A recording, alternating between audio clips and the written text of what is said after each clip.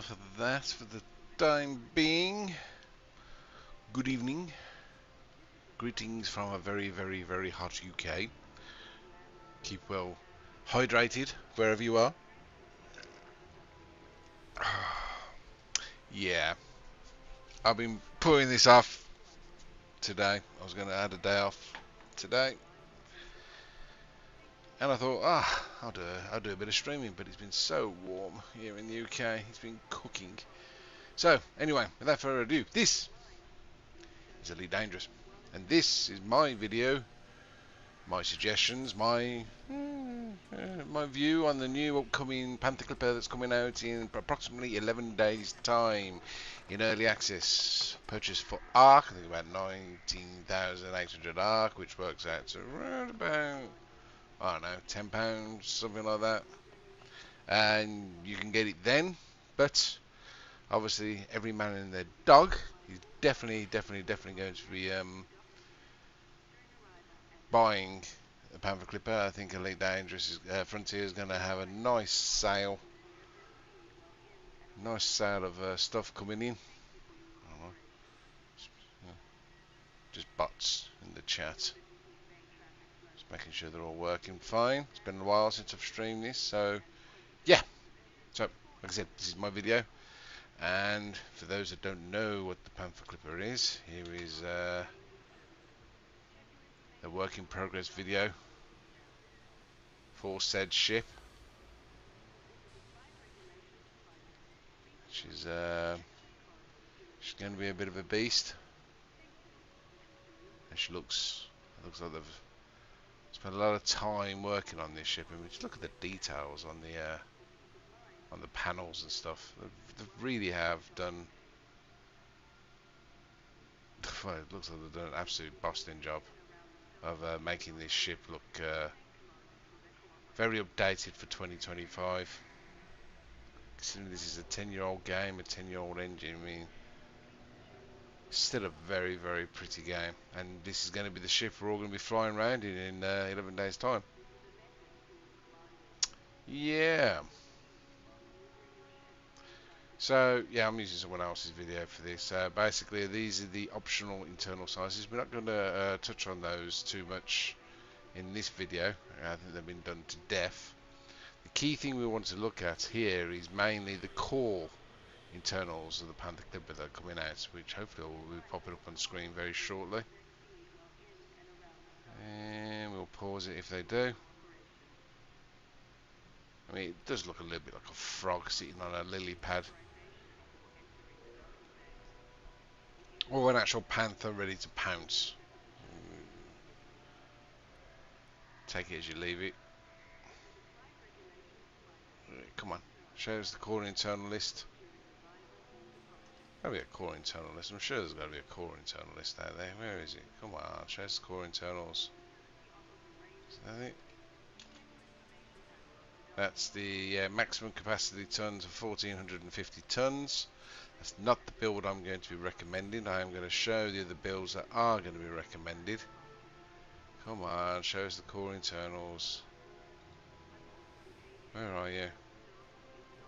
Should have had it on the screen before I even started the stream, to be fair.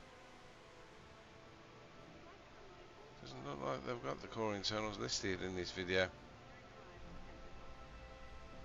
No, core internals are not listed in that video. However, they are listed if you do a quick Google search. So, core internals of this ship is a class size 8 power plant and thrusters, size 7 FSD and power distributor, size 5 life support, size 5 sensors, and a size 7 fuel tank. This is what we're going to be looking at on this stream. These are the things.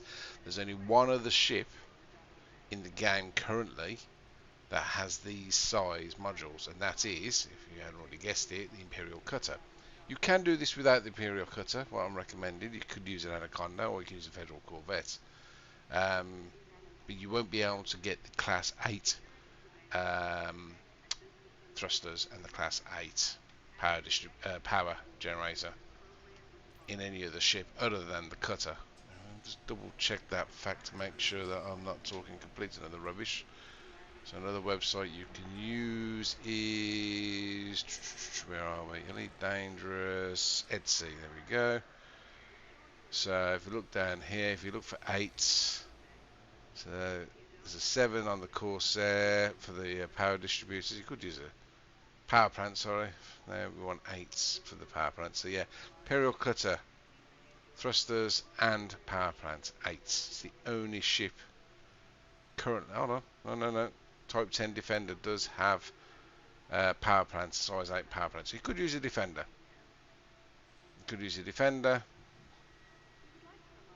Is there a blue? Does Beluga do it? No, an Anaconda. Anaconda does it as well. So like I said, power distributor. So Anaconda, Imperial Cutter. Can't use the FSD. Now the FSD, because it is the biggest size in the game, only goes up to 7. So the FSD. So I recommend that you watch this video here. I'll put a link in the YouTube channel for this video. It is how to get the best FSD in the game. It's definitely well worth doing. Getting your Class 7 FSD engine ready for said ship. I've done it already, and obviously unlocking Guardian FSD boosters as well. The reason why, because you're going to want to try and increase your jump range of your Panther Clipper. So all these things you can do within the next 11 days. It's very simple to do. It takes you a couple of hours on each one of these videos just to do it. Like I said, links for those videos will be in the description on the YouTube, not on the Twitch, but the YouTube channel. So you can find them there. Like I said, this is what we're going to focus on. Power plants, thrusters, frameshift drive, which we've already got. Life support we don't have to worry about. Sensors don't have to worry about. And power distributor. Oh. Let's get into the game.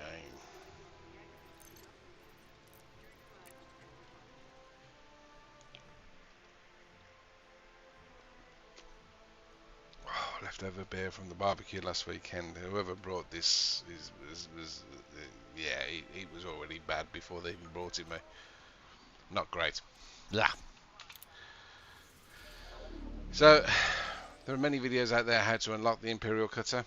I'm not going to rehash old videos really. So what I'm doing is I'm going to... So what I've done with the core internals, I've already loaded in the frameshift drive SCO pre-engineered, which you can do from that video. This one's already got Mass Manager on it, which you have to do from going to an engineer's site. So like I said, this one I've already got a replace the module one here without Mass Manager on it. So we're going to equip this one for now. So at the moment, what could this? This ship could do 55.9 light years in its current setup. And replace without Mass Manager, it does 54. So you gain an extra light year. Sometimes 3 with some ships. What I've also done, like I said, this is a Imperial Cutter that's completely stripped down as hard as it goes. As you can see, my power requirements are low. So what I've done is I've brought all of the Guardian power plants in Shenanigans of Detra, which is you can only access if you're elite. So if you can't access elite, it's not a problem. We'll sell this one for the time being. Don't need an E, do we? Don't need E's. They're default. Okay, so these ones I've already purchased, and some of them are already pre-engineered. So the Guardian ones you can't engineer for extra power. So what you see is what you get, but they do have excellent heat efficiency, which does actually matter, especially when you're spooling up your FSD and your boosting. So heat management is very key. So using a Guardian power plant may be a good shout, especially when your this power requirement is very, very, very low. I am going to be engineering some of these power plants this evening. I'm going to be basically going to, which engineer is it that does all the engineering for power plants? Let's have a look. See, this is an ARA. If you don't know what an ARA is, shows all the engineers. This account has got pretty much all the engineers unlocked for ships, bar one, which is currently bugged, which is Mel Brandon is currently bugged. Can't unlock him at the moment. So,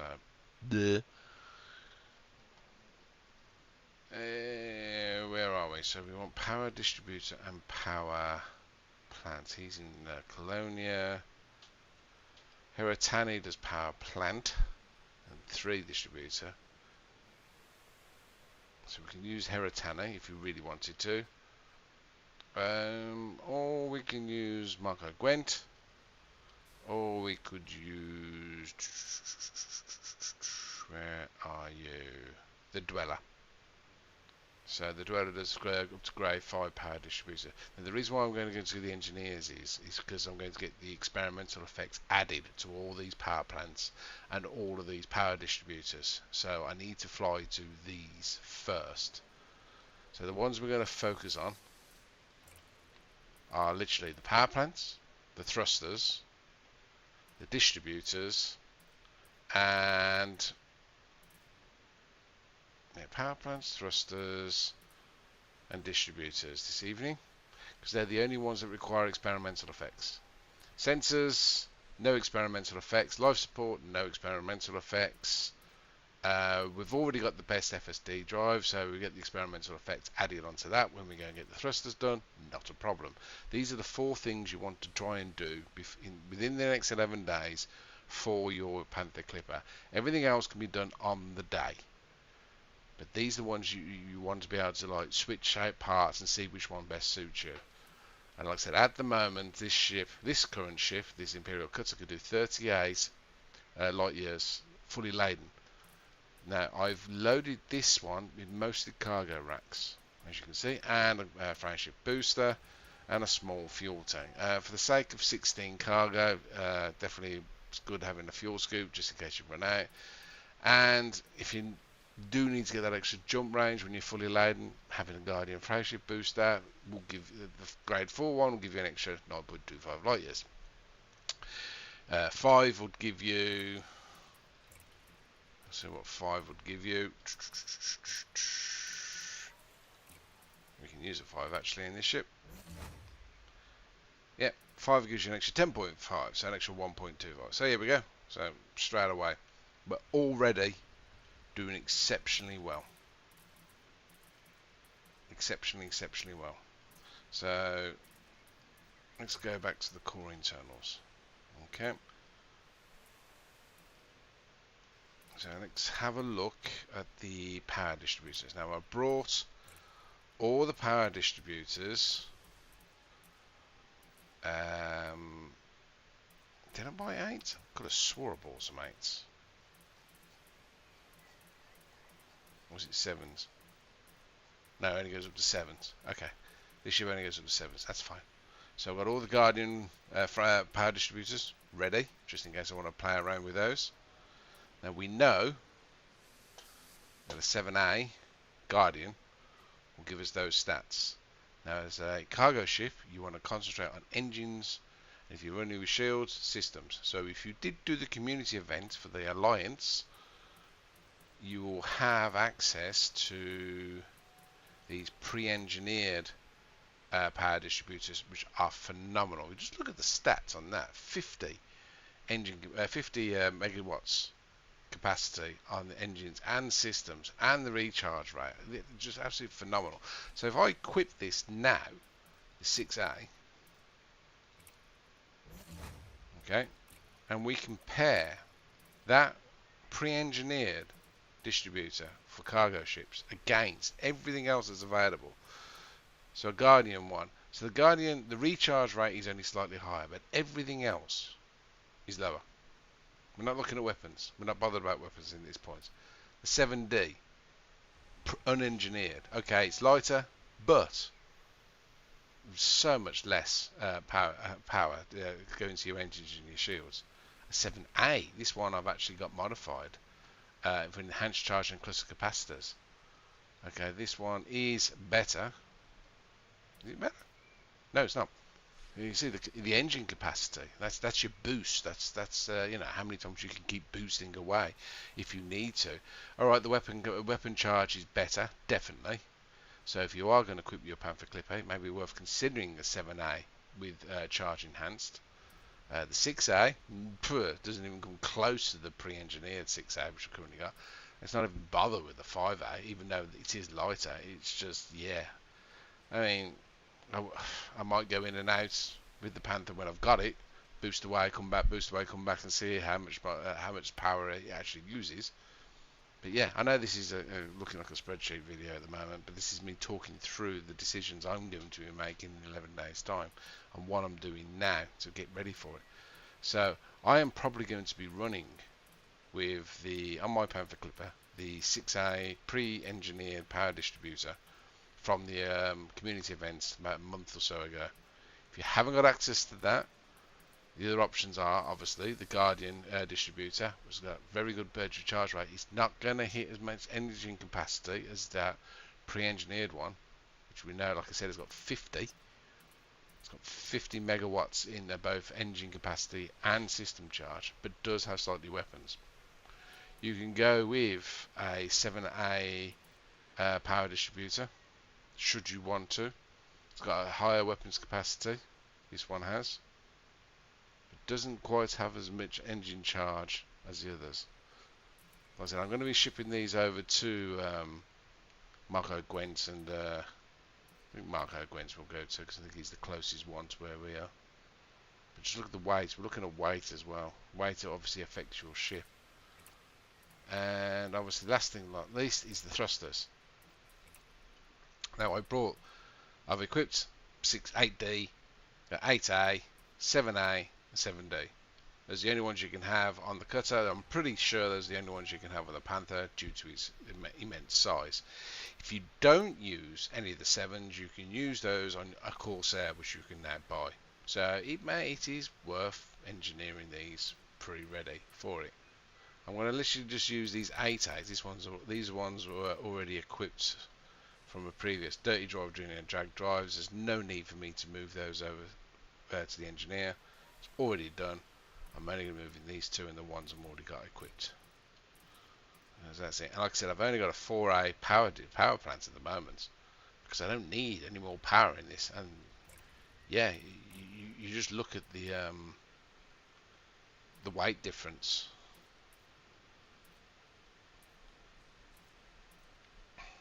What is the weight on the Guardian one? So 5.9 tons, so almost 6 tons. The normal 4 is 5 tons, so not really gaining much there.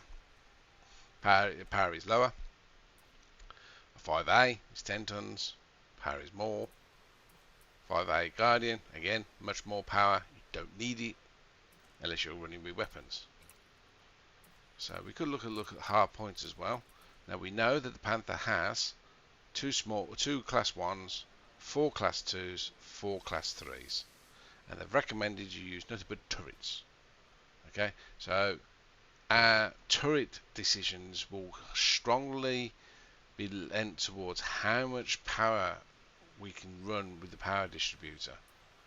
So I'll give you an example before I head off to go and get some engineering done.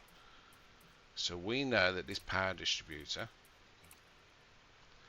has a weapon capacity of 39.5 megawatts with a recharge of 4.16. It's okay. It's not the worst, but this ship is engineered for engines and shields. Running, basically.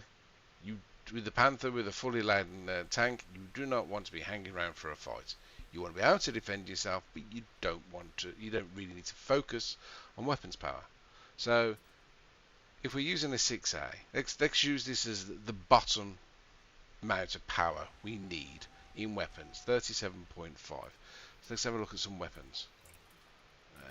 Okay, so let's look at some weapons. Let's go with the class 2s. Now, I think burst lasers should be quite cool to have. So burst lasers 2F. I'm not worried about the mass at the moment. Power draw is 0.98 megawatts. That's reasonable. We've got 37 to play with. But as you can see, see the power draw has slightly gone up there. So power draw 0.286 second, distributed by 0.28 megawatts. So it's not bad. So let's equip some burst lasers on turret. Straight away we're running close to max capacity at the moment now.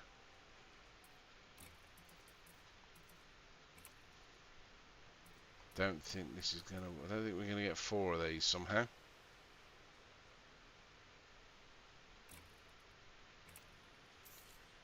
No, we're definitely not gonna get 4 of these.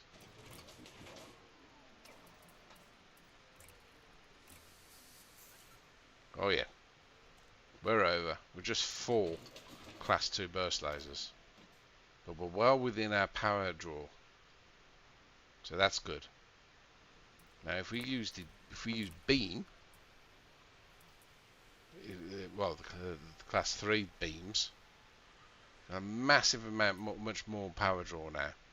That will chew through your capacity very, very, very quickly. Very much so. And that's not even engineered. I don't think they're engineered. Are they engineered? Oh, they are engineered. And that's efficiency.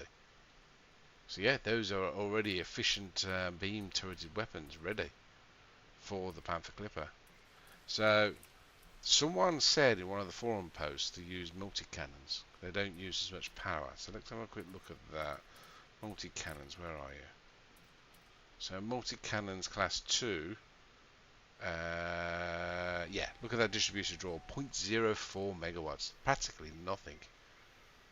So it may be advantageous to run with a lot of multi-cannons, as well as, can we have 3 turreted ones? There we go. So yeah, these are, let's go with that then. So I'm thinking burst lasers on the 2, as in the class 2 slots, multi-cannons on the class 3. Put long range on the burst lasers, because you're going to be running away. So basically you're going to be running away. So you want those facing backwards, basically, those burst lasers. You want to take out those shields as they're getting close to you. That's what I'm thinking. And then when they do get close to you, let the multi-cannons rip them to bits. So let's equip those. So we're going to have to go and get those engineered. And experimental effects. So equip those on. We're only going to be able to put 3 on here. I'm going to buy the last one.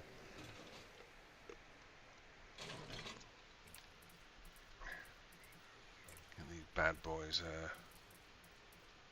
all equipped and ready.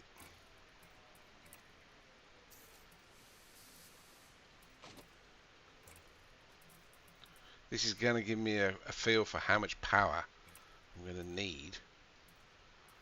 Oof, a gimbaled 4. Can't put that in the Panther, but it would be nice. 3. There we go.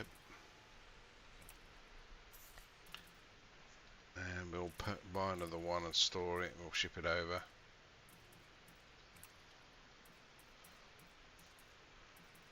Yep. Okay, we'll buy that module. Ready? Now another one we can suggest we could potentially look at as well, instead of just multi-cannons, frag cannons. Do they come turreted? They do indeed come turreted. What's the power draw on those? Okay, a little bit more. They're not cannons, but a little bit more. So let's buy 4 of those. 1, 2, 3, 4. So we know from this already we're going to need at least 26 megawatts. Probably more closer to 27. So from that, I've got loads of heat sinks and point defense and shaft launchers. That's material. It's not affected our jump range a lot. So a 4A is not, doesn't quite cut it on the Guardian one. What about the 5? What's the jump range? 53.88 on this ship. Like I said, we don't know what's going to be like for the Panther just yet. Not much. And that puts us well in with our... There we go. That's our power requirement. There we go. So we're good. So a 4A is a little bit too small. Or we could use a 4A that's a human one, and we can then try and engineer it. But we're going to need a minimum. We've got to have one more turret on there. About 24 megawatts. Current layout. This is with an 8D thruster as well. If I switch this to an 8A, we're short again. So we're definitely going to need about 28 megawatts power overall with this ship, and I'm guessing the Panther's going to be very similar. So we do need more power. 28 megawatts. So get that in your head, write that down, piece of paper, think about it. 28 megawatts power generator for your Panther Clipper. If you're going to run with weapons. If you're not going to run with weapons, you get away with a 4A, you'll be perfectly fine.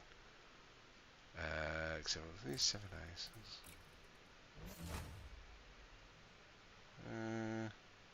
Yeah, get away with 7As. So I'm looking at top end.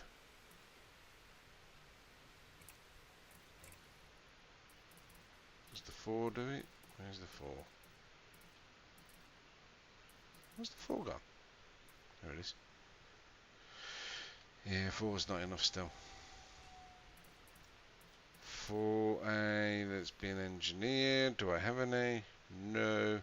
Don't think I can get an extra 9 megawatts from a 4. I think 5 is going to be the best bet. Is that an engineered one as well? Yeah, that's an engineered, stripped down engineered one, that one is. And that one. Equip that one. And we'll finish doing that engineered. Let's get that power plants. These are all pinned. I've already got most of my materials I need for a lot of the engineering. I'm going to basically put thermal,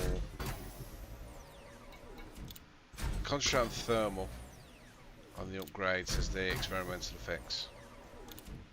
I said 28, 5A. 5A does it. And I'm running without a shield.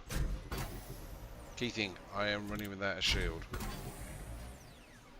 We're going to need some chemical manipulators. We're going to need to go there. Where are we? Manufactured, Chanel's Electra. We're going to need to go there before we go anywhere.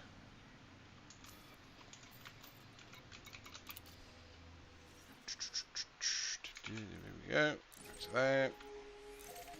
Go to our engineering materials. Okay, what else do I need to do while I'm here? Life support is already done some sensors. These sensors have not been done. We want lightweight. Actually, is this going to be worth doing for... No, sensors are only size 5. So I'll have to do this with the sensors on the Panther when we get it. We'll do these now. Let's try and get a little extra jump range while we're at it.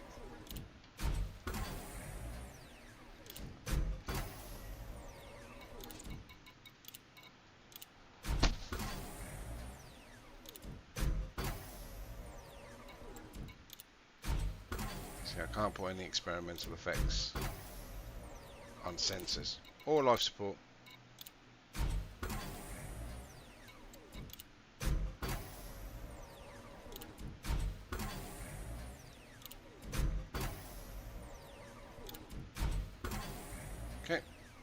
So it's a lightweight scanner, 7D. How much does that give us? Yep, still got 54 light year jump. Fully armed. Fully defended. And kits it out reasonably well. Did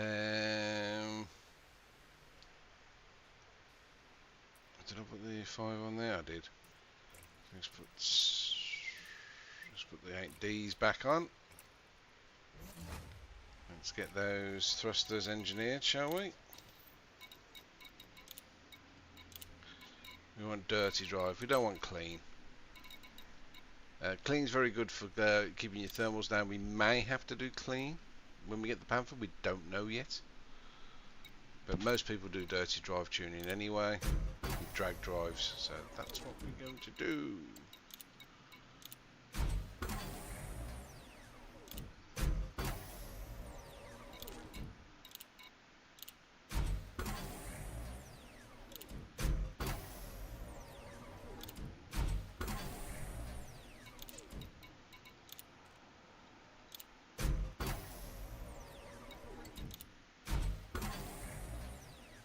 I want to see how sluggish the cutter is with 8Ds, to be perfectly honest. Only got 25 alternators left. I thought I topped up with those. Clearly I haven't.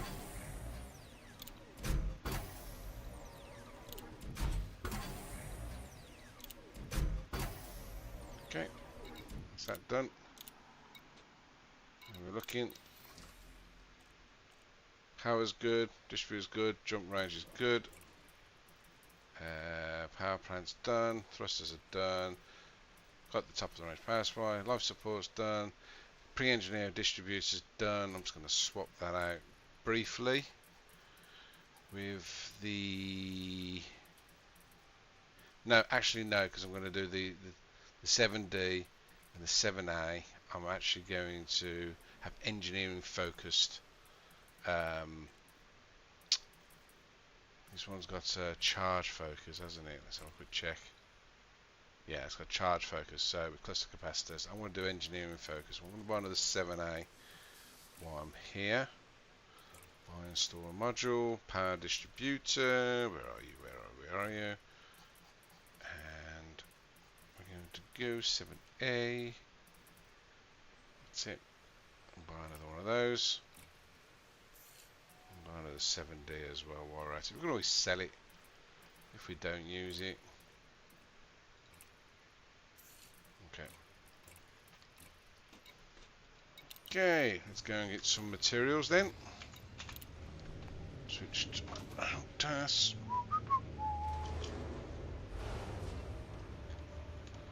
Let's see how sluggish this is.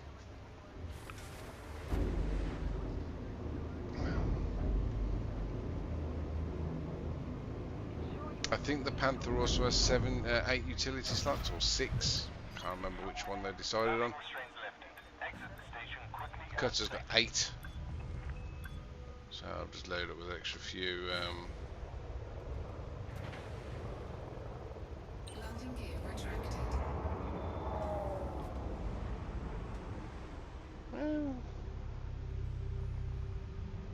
Okay, full throttle. Let's get out of here. So the boosters, so these are 8D thrusters, dirty drive tunings. What's that? 466. Well, that's not too bad. Definitely better than a time at 9, I tell you that much.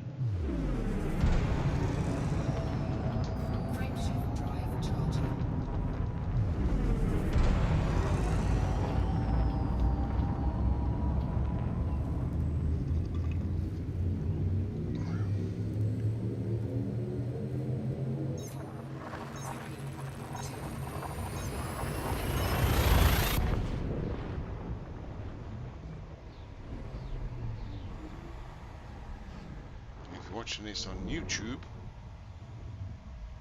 I made my first thumbnail. I was going to do this on Kick. I am going to move to Kick from Twitch, to be fair. I don't think many people play it.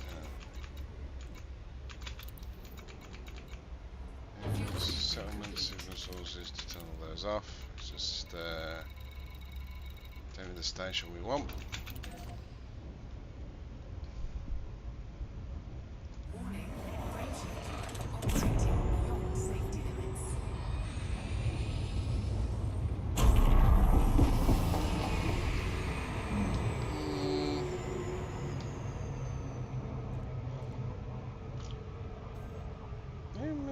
Those 8Ds don't seem to be too bad.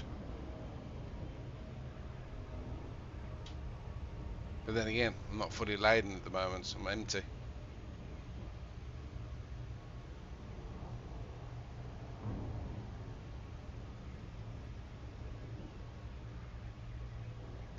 Can't drink any more of this, it's horrible. Absolutely horrible.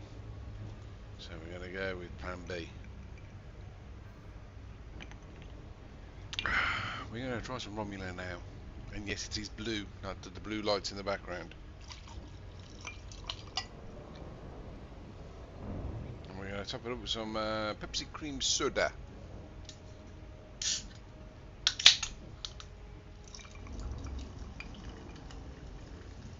For a summer refreshing cocktail. This comes out, it's like a muddy green. Oh yeah. Oh yeah. Oh, that's lovely. That's lovely. I'm not going to tell you what's in the Romulan now.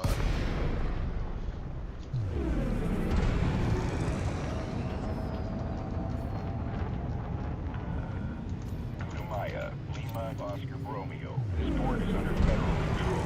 Submit to randomized security scans on approach. Okay, Commander. Please land on pad. So while that's 09er. landing, I'm going to quickly show you the recommended builds. This has come from Elite Dangerous' website. So let's move it over to the centre of the screen. So this is basically their 3 loadouts. So optimised for cargo, that's pretty much every single slot. I want to zoom that in actually, so you can see. That's every single slot with cargo for a maximum, or was it 1,238 tons. Considering my Type 9 has got 752 tons, that's what, a 50% increase? That's pretty good. It's pretty damn good. We don't know what it's going to handle like, but it's been long range for comfort. This with shields of the Guardian frameshift drive included. Down to 1,008 tons, which is still very good. Still very good. I agree with this. Striking the balance, they've got us down to 1,104 tons with a shield, but without the frameshift drive boost. This is where I'm going to be different. I'm doing the same thing with my Type 9. I'm going to keep the docking computer. I'm going to keep the Super Cruise. Okay. I am in this 4 slots. I'm going to sacrifice 16 tons and put the FSD Booster in there. Okay. If I know I'm going to be making more than, say, 3 jumps for the cargo hauling, I will replace one of the 5s with a fuel scoop, and I will take. And I am going to run shieldless. It's pointless running shields, really. If you've got all those turrets, you can boost away, not a problem. You'll be fine. I can do it with the Type 9. You just submit to the interdiction. You come out, the cooldown comes down really quickly, and then you boost away. I'll probably lose like 4% hull, and then I boost away, and then I got to do it all again. And typically you get to your destination by that point. So I'll gain an extra 128 tons, but sacrifice the 48 tons. So I gain an extra 80 tons. So I'll have 1,184 tons in my build. That's the 4th build I basically would recommend. So cargo, all cargo, fuel scoop, and FSD booster. Swap the fuel scoop for a 4 or 5. Entirely up to you. 5 will probably be a little bit easier to use. It's just there, just in case you do run slightly low, and you can go and boost up around a star. This is why I have a 4 on my Type 9 as well, with an FSD booster. So yeah, that's the build that I'm going to go for, with a mismatch of the core modules, which we're still working on right now. Right, materials trader. I swore I done all this already. So yeah, chemical manipulators are low. We're going to use those more than those. Ugh. I hate giving up grade 5 materials for grade 4. But I can get grade 5 a lot easier than get grade 4 nowadays. Ceramics. I'll do the same again. We use a lot of ceramics for lightweight stuff.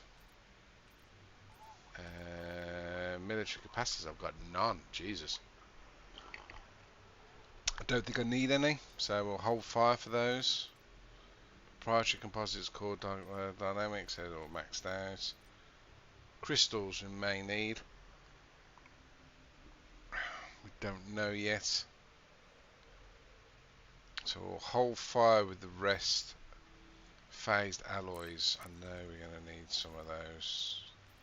No, proto-light and no proto-radiolic. So I know we need those. You can use tools to work all this out, should you want to.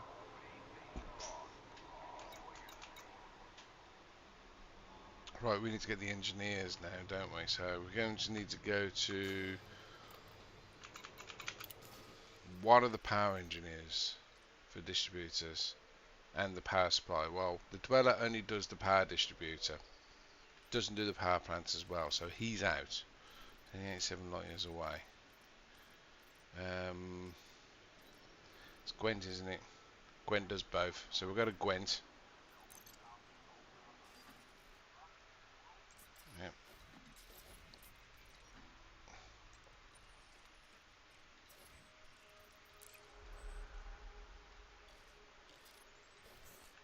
It's in daylight for a change.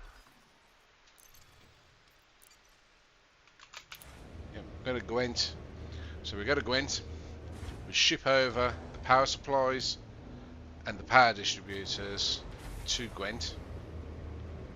While and then we'll fly to. Then we'll fly to, I think, Todd. Does Todd do frac? Who does frac? Who does frac cannons?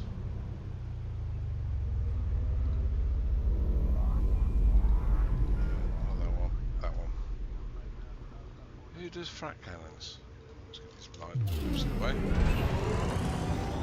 Attention, you are in breach of federal docking protocols. Exit the station or you will be removed, Commander. That's a really nice drink, by the way.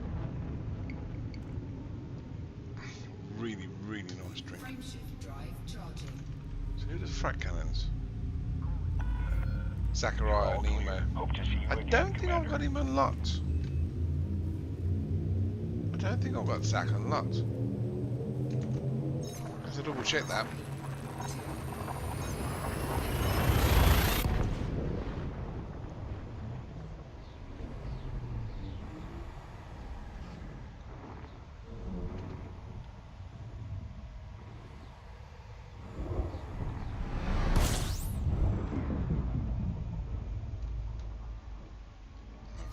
Past that, yep. Warning. Operating beyond safety limits. Temperature. SCO drives are a godsend. Thank you, SCO drives. We've been running. I've been talking for 45 minutes.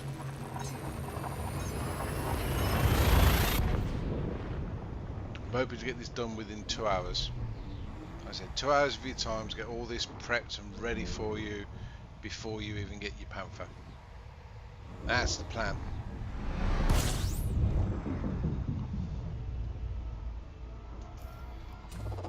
Fuel scoping. Put the settlements up. There we go. Finish She's Super Assist. So yeah, even over in a small power fuel scoop, it helps. Just keeping your tank topped up a little bit. Warning, temperature critical. Warning, taking heat action.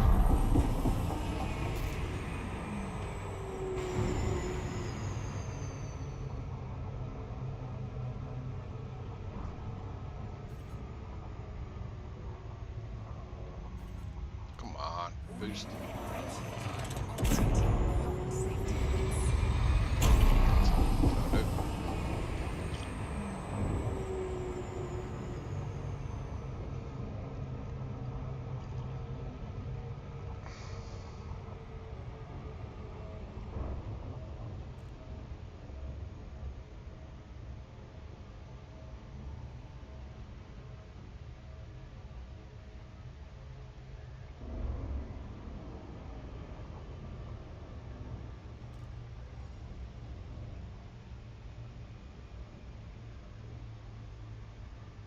Bit rate's alright.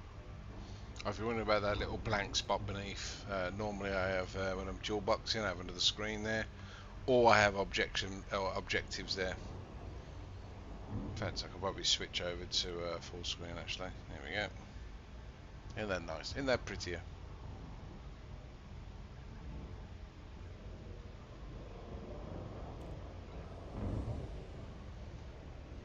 So now to look at my pretty mug. That's around the planet.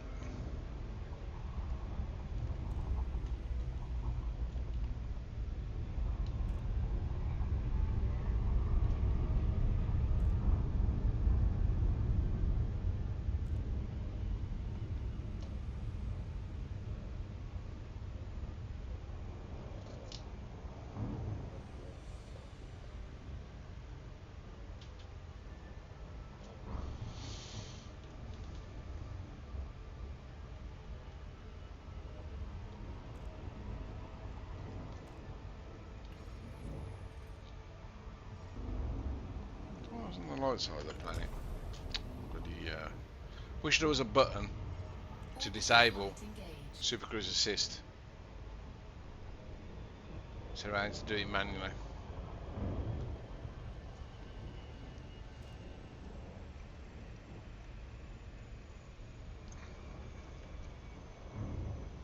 Same as auto ducking. Just one button to just disable either or.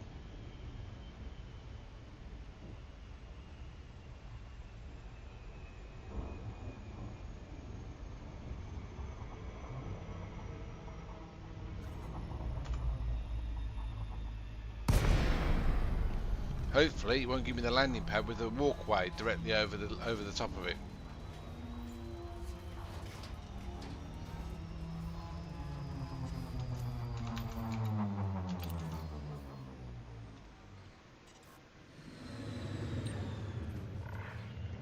Which has happened.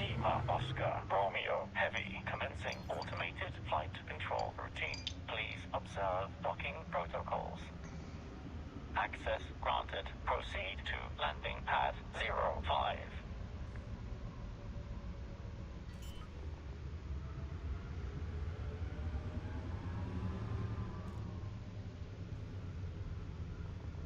Landing gear deployed.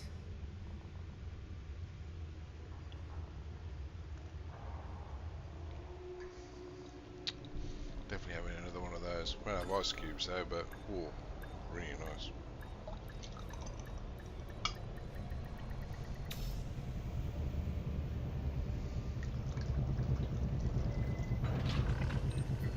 Touchdown complete. Engaging ship restraints. Okay. Your arrival has been noted. Right, so go to outfitting. Because we're going to have to ship those parts over.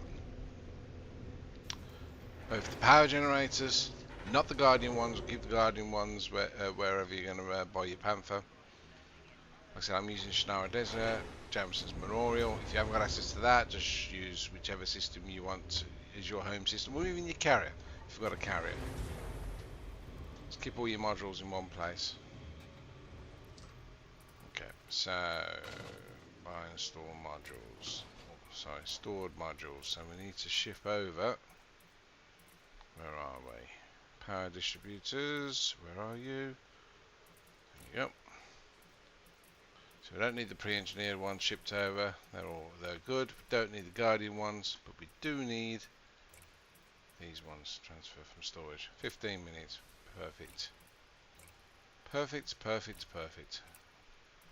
5As. We'll do that 5A. It's not been done at all. 7A. That's the one that's already. Yeah, that one's already done. And the 6 is already done. So there's the power distributors, the power plants, or power supply, or power generators, as I call them. So we want the. So we want the A's. The A's moved over. Because they've got no experimental effects. We move the A's over.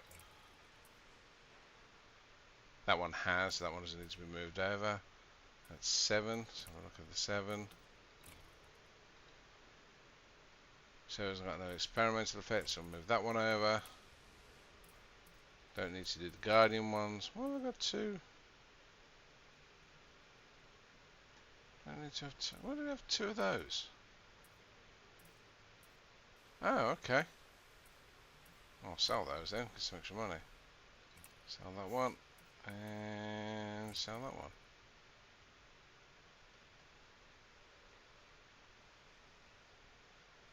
Yeah. Get some money back for that. Schnauzer Letra. Cool. The 6As, yep, we'll move that over. And both over. One for engineering, one for power capacity. What's that one doing already? Strip down. We don't really want to strip down, do we?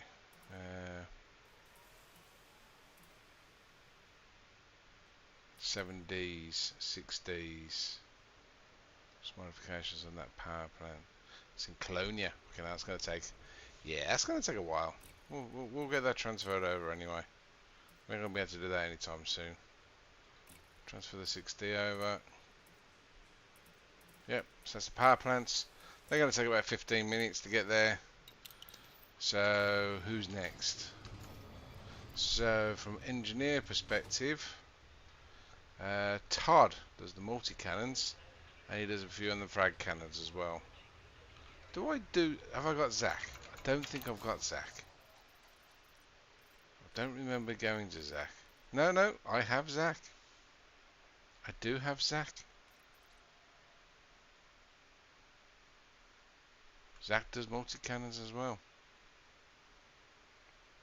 But, can I do multi-cannons up to 5 as a pinned? Let's have a quick look. I can't do while I'm here. Oh shoot. Looks like I'm pinned.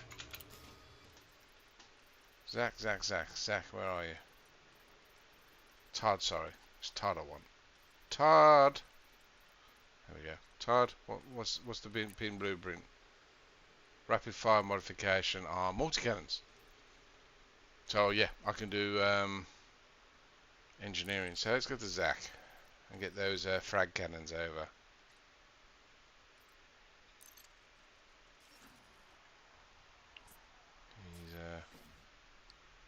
He's been out of the way. Yeah, only 2 jumps. And isn't that beautiful?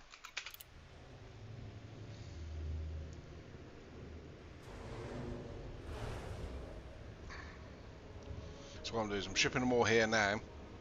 It's going to take 15 minutes to get there, and then I'm going to go back there once I've got to just do a rotation, and then I'm going to ship everything back to Schnauzer Letra before I log off. Landing gear retracted. And then when we get the Panther Clipper, Restraints disengaged. Commence departure. that's when we swap out the parts and we mismatch what we need.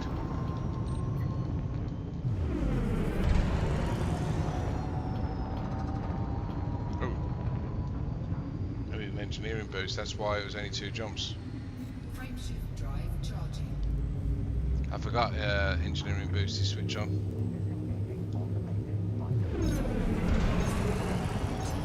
That's not a problem. One of the good things about Marco.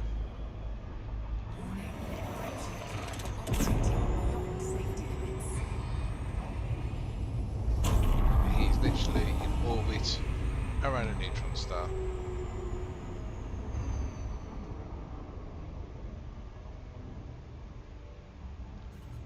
Come on.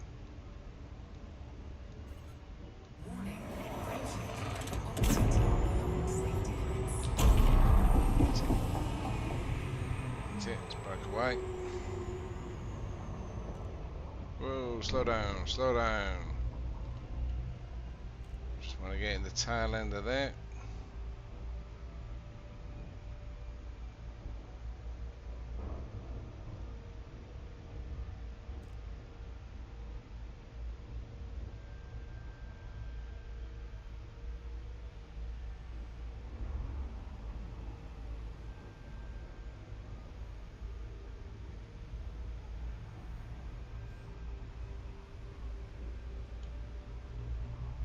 Come on, come on. Get us in. Bloody thing, come on. Frameshift drive operating beyond safety limits. Frameshift That's drive it. supercharged.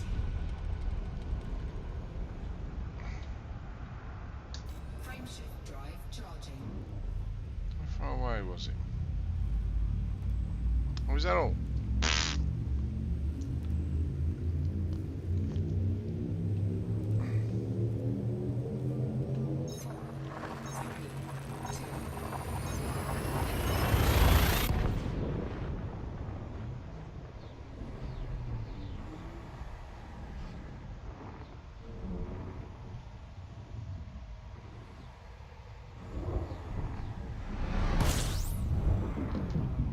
I'm gonna have to do it again. I need to turn off the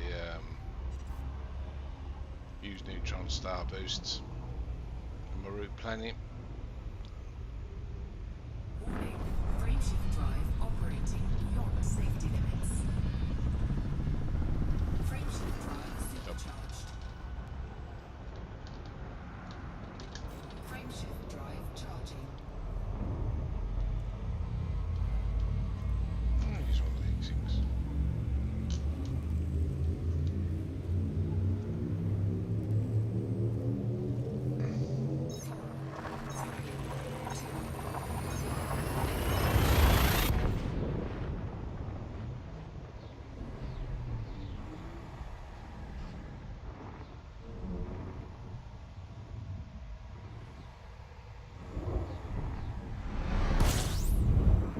Okie dokie. Oh. So it's just dropped out and come back. It's not the camera. Fuel scooping. Oh, that was. Fuel scoop disengaged.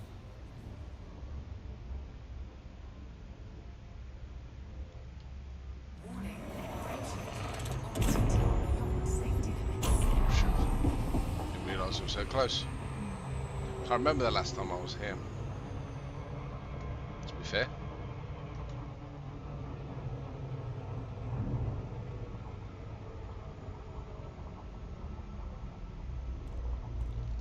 So who's the other guy I need to go to? So we're going to go Todd for the multi-cannons, Zach for the fragmentation cannons. Who do I go with the burst?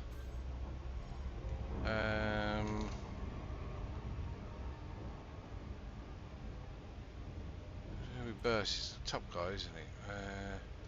Brew. Brew does the burst. So he's got to Brew to do all the burst cannons. The burst lasers, that is.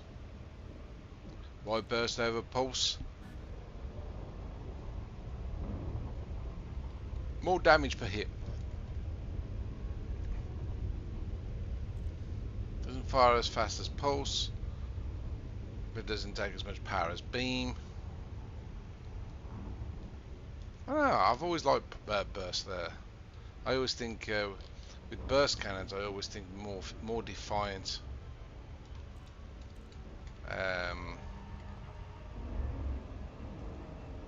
It's more of a burst of energy. I mean, I suppose pulse cannons are more accurate for the Defiant from Star Trek, thinking about it. I don't know, I just like burst. Gets more interesting experimental effects with burst as well. Orbital flight engaged. And that's the reason why you want to engineer your turrety weapons. You want to have a random bunch of experimental effects just to cause havoc with whatever ships decide to give you grief when you've got your Panther. You might not destroy them. You'll probably be jumped away before your frameshift drive will be already cooled down, ready to jump away long before you've destroyed them. Whether they'll be there just in case. You're going to be running shieldless. Well, I'm going to be running shieldless, more to the point.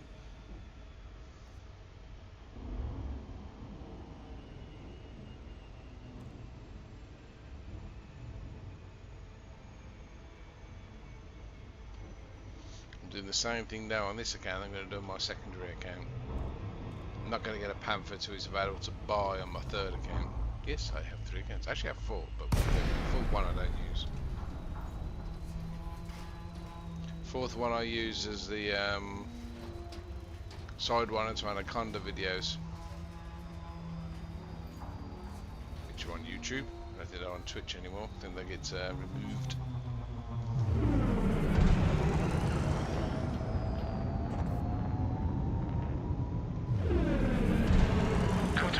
Lima, Oscar, Romeo, heavy flight control online. Welcome, Commander. Request docking permission if you wish to land.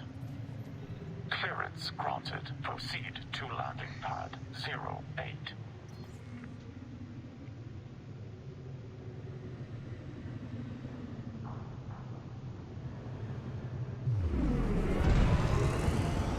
Whoa, what are you doing? What are you doing? Should you come in at a wrong angle and you get to boost away? It's only looking like that, isn't it? So this is the weapons. This is not the core parts. A lot of people already have all the weapons they want already. But the dev specifically said it would be better to use turrets on the Panther than it would be to use gimbaled or even fixed. You're not going to have the turning circle to fight. So it's best to get these turrety weapons ready and working. So for me, as I've already said, I'm going to have long range on the burst cannons.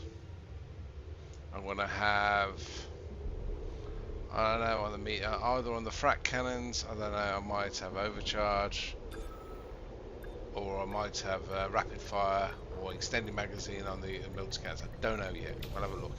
Might have a mixture. I don't know. We'll have a look and see what's available. Landing operation complete. Commence system shutdown. There's parts. Welcome, Commander. Now, what does this engineer do other than frag cannons? What do you do, Zach? Oh, right, so I should have you pinned for frag cannons.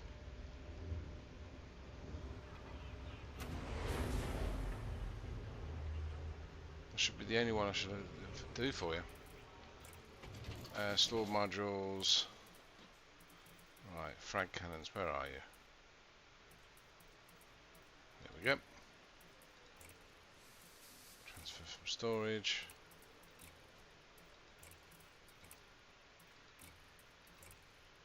And I've not fully 24 minutes for that, which is fine.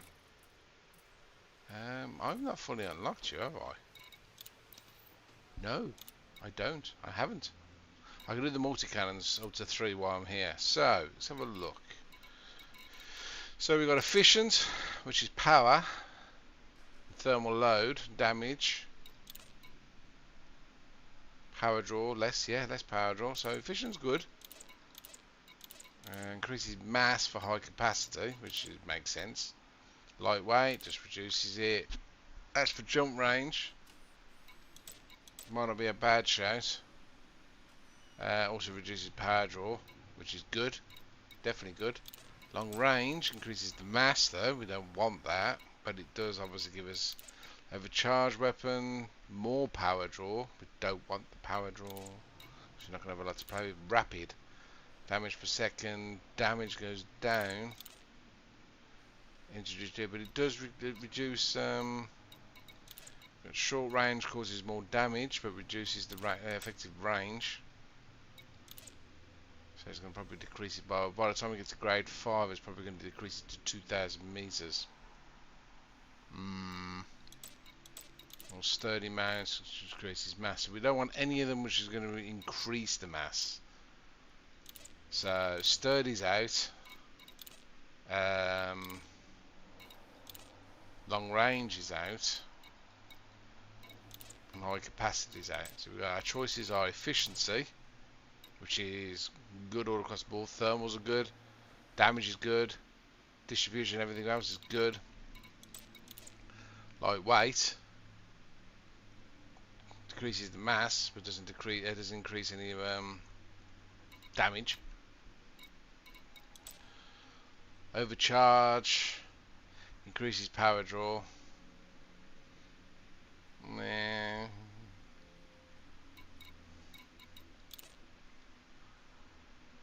Overall damage has gone, but rate of fire goes up, but it does reduce his damage. See, this is good for. I think rapid fire. I think rapid fire would be a good shout. The reason why is you're not going to be in a car. You're not going to be fighting for long. So you want to probably have to put as much damage as possible, as quickly as possible. In the short time you're going to be out of Super Cruise, you want to be able to literally slaughter the person if he gets too close. Yeah, let's do rapid fire. It does introduce jitter and it does slightly decrease the damage.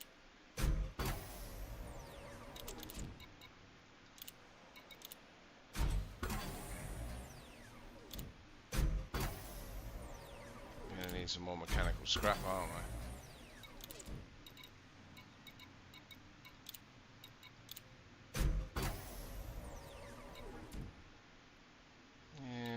Only decreases the damage by 3, but not a lot. About 5% overall.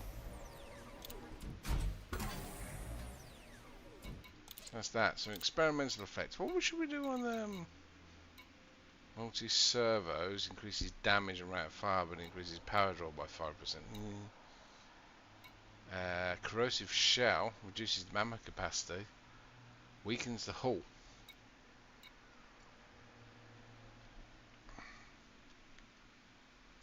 Ooh, that might not be a bad idea.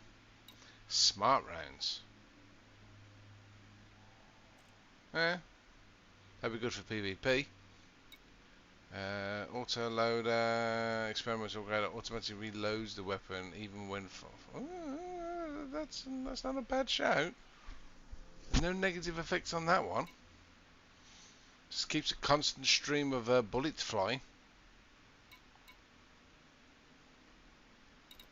Thermal shock. Strip down to decrease the mass if we really wanted to. Flow control. Less power draw. See, that's not a bad shout. That's definitely not a bad shout. So I'm looking at the power draw. So you're only going to get about. Let's have a look. Hold on. So if we look at power distributor right now, the one we've got currently equipped, okay, it's the pre-engineered one. Weapon recharge is a 4.16 megajoules with a total capacity of 37.5. So if we go over this, it's going to start chewing into this, okay, and that's with probably 4 pips or 2 pips on it. So we want to stay well below 4.16 megajoules use. So if I go to engineering now, okay, see at the moment it does in 0.14, which is awesome. So you know, all four multi-cannons are not going to take that much power draw at all from the recharge rate. In fact, they're going to be like 4 of those are going to be charging easy. It's going to be what, 4 times 4, 16, so it will be 0.56 megawatts easy. So the power draw is going to be negligible. All the power draw is going to come from the burst cannons, which is going to require a lot more than that. And that's on grade 3. We can get once we go up to grade. So if we go to oversize, so that decreases it further. 0.77 megawatts. That's from the capacitor, not from the recharge. So, but we want to cause more damage to the ships in the short times of there. Thermal shock.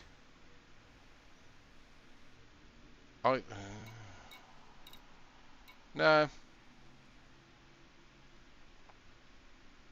I'm going to go auto loaders. Rapid fire and auto loaders, so they're continuously firing on the multi cannons. Frat cannons might be a bit different.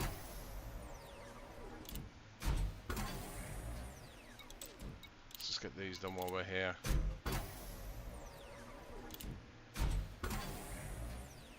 Helps with that access with this engineer.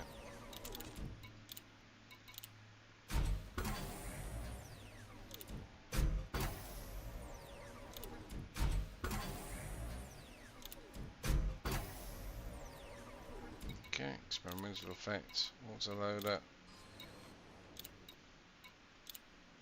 And do the last one we got currently on us. Rapid fire.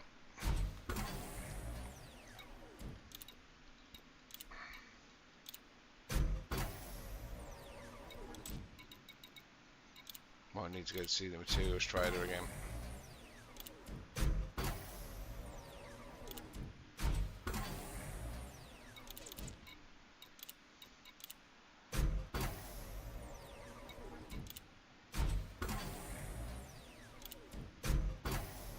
There we go, grade 5. Nice. Autoloader. Right, let's go to Todd. Is it Todd we want? Oh, you Todd. You Todd that does the there we go. Todd. Oh, he's miles away. Miles and miles away. We will need to go to Celine for hull rear replacements with the Panther Clipper. We have to do that in person because we can't do the armour on this and then transfer it over. I don't believe you can anyway. Pretty sure you can't. So yeah, the armour you have to do in person. Sensors, life support, you can pretty much do in your own leisure. She's too far away. We're not doing shields. No point doing the scanners here. Defenses. Limpets. Don't do the limpets. Power distributors. We've got to do it for Marco. So it's Palin or Felicity. So Palin's 129. And Felicity is 143. So Palin's our better shout. So we're coming back to Zach after, but we are going to need to do Todd at some point. Oh, you Todd. You keep disappearing from my list. You're further. You're on the way to Alliance. We'll do Palin first. Oh no, Brew. Yeah, we'll do Brew, because while we're down here. He does the burst lasers. We can get all those done now. Yeah, we're still going down, so get Brew done. Get all those lasers done now. Don't have to ship anything to him. So it's only the one trip to him.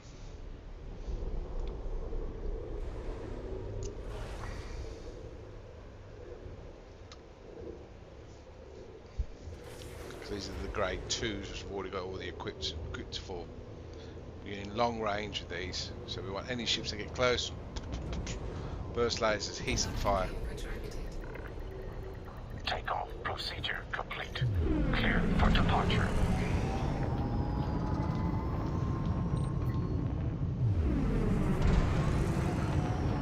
Takes a little while for these 8Ds to get warmed up, don't they? Frameshift drive charging. But they do the job. Flight control now offline. Goodbye, Commander. I need more ice. Ran out of ice.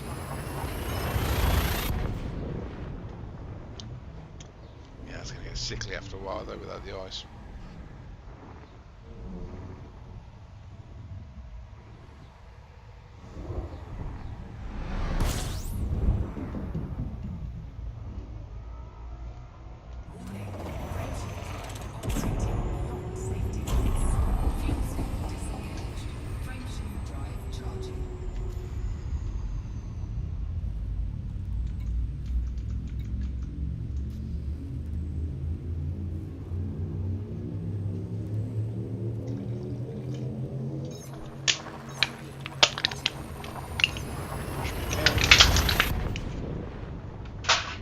Recycling.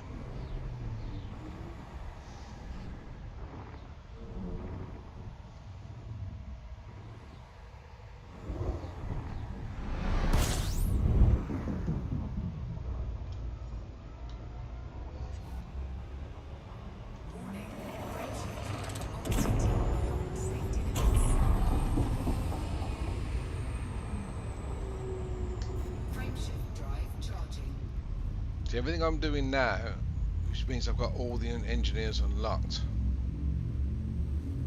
You don't have to have all the engineers unlocked. Marco Quent should be good enough for your power distributor and your power plant.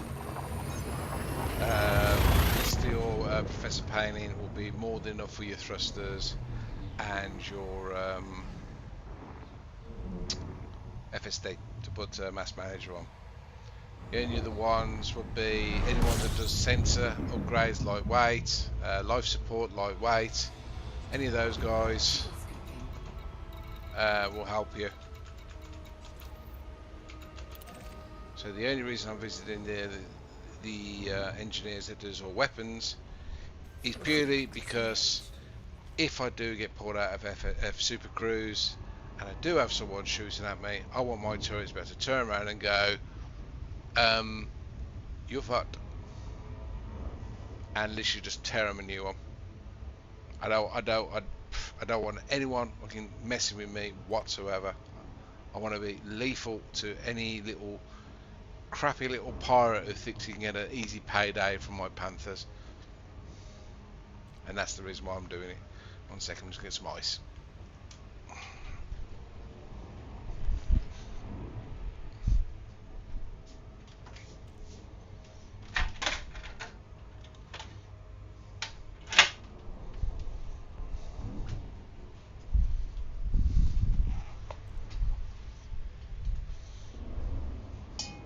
One of the great things about having blue light, which I've found out, especially where I live, is muffs, flies, mozzies. Oops, a bit of a spill. I'll do that. Even though I've got a light directly above the camera, so you can look at my absolutely gorgeous face, of course.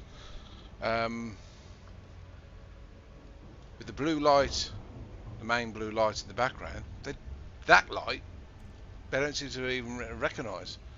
The blue lights they just completely ignore or even avoid. Haven't had any flies, mozzies or moths since I've been using blue lights in my room. Little tip for you if you do actually have your windows open and stuff. I don't know if it's like that in America, I don't know if it's like that in Australia, but certainly where I am in the UK, certainly seems to work. Oof. Let me bleed off some of that speed. Yep.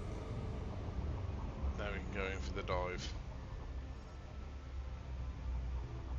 Orbital flight engaged. And then we'll put up just before we drop for the glide.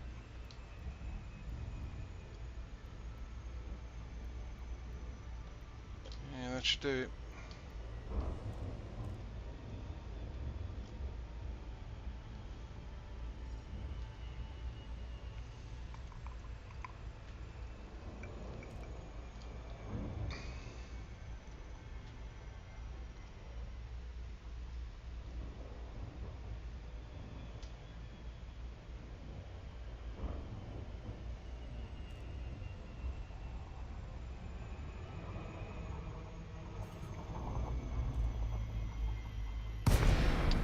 There's our spam message. Obviously, wouldn't know when that was going to come in. Cheap viewers on steamboo.net. Always get one.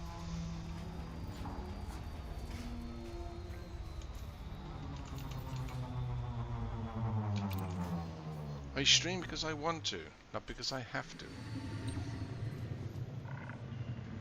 Kutamea, Lima, Oscar, Romeo, Heavy, Flight Control, Online.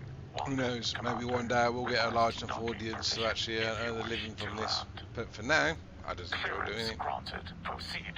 No pressure though, as and when I need to and as and when I want to.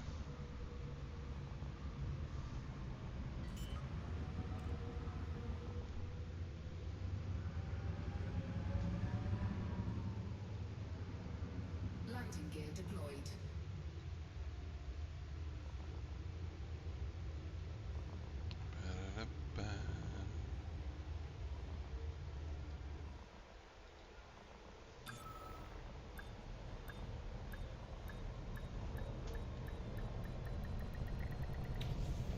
Okay, let's get these turrets engineered. Landing operation. Not dropping anything off on these ones. System shut down. So we've got efficiency, which is a good one. Focus weapons, good. Ooh. Ah, no. Bugger.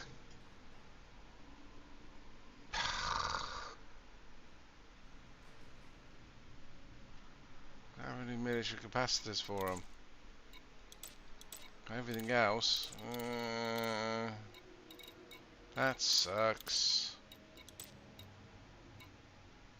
Let's get that sorted. And I've only got 10 bioconductors for the grade 10 on the long range. That increases mass as well, the long range does. And power draw. So that's not great, really. Yeah, that pulls a lot. Overcharge will do the same. Thermal, rapid fire is good. Sturdy mount. So, change of plan. We're going to be focused weapon, and that increases range. It does increase thermal load. We haven't got no military capacitors, but I can pin that when I do get some military super capacitors. I can do it. So let's do the focus weapon. Right. So we'll look at the experimental effects, shall we? Okay, so we're going to strip down for extra mass. Scramble spectrum. Experimental upgrade that strikes a hole potentially triggering random malfunctions on the target. Useful. Phasing in. I like this one. I like inertial impact. I like this. I want this. Cost me a lot of distorted shield and atypical scan. I like this. Yes.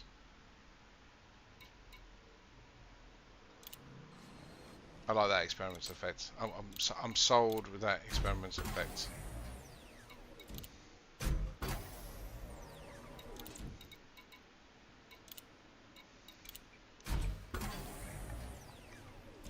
I will have two with inertial, what's it called it?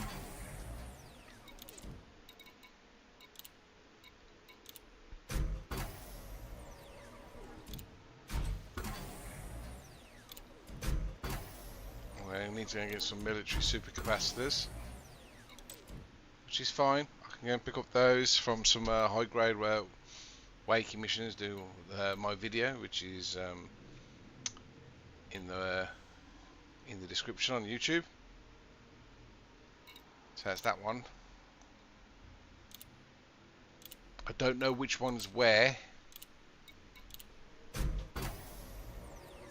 on the ship. I can move them. I can move them around. This is not the ship they're destined for. This is the donor ship.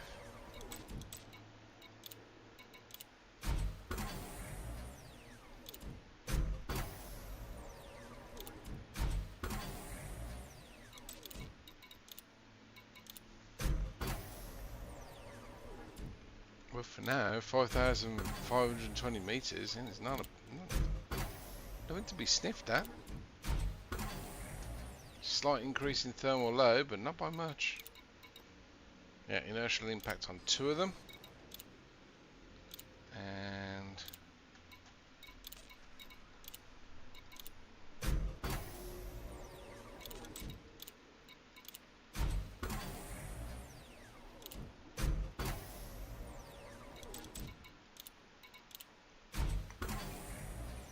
this drink is going down far too well.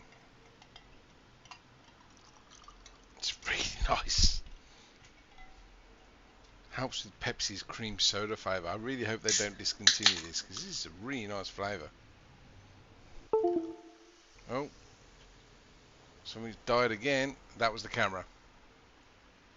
Ah, you bagger. Camera's gone. God damn it. Alright, we'll switch to full screen for the time being. Bloody camera. It's an old camera. Tends a tendency to overheat.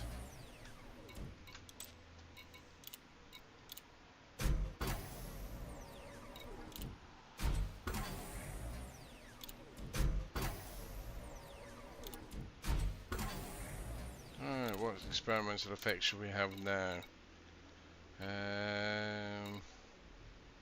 Let's power draw. Could do that one. I think phase sequence. Burst fire system designed to defeat shields. Small amount of damage have to bleed through the shields and attack the hull directly. Yeah, I think that's a good idea. Phase sequencing.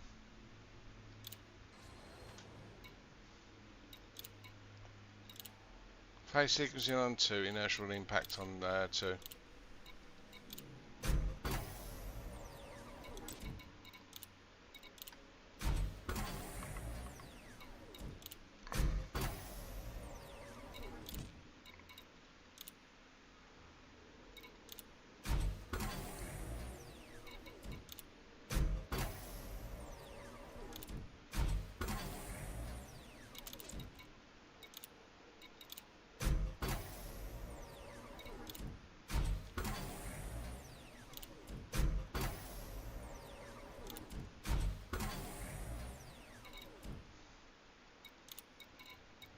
Sequencing.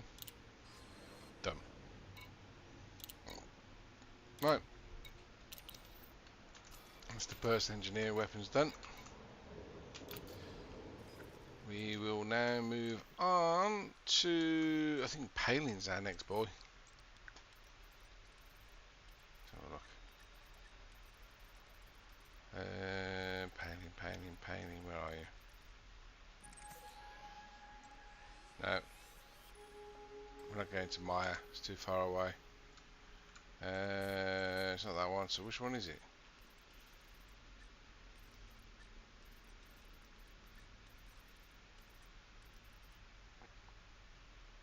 Is it Prospect?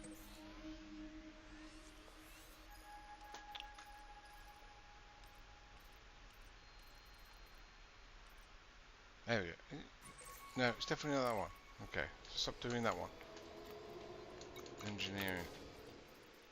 Professor Palin, where are you? You're in RQ. Okay.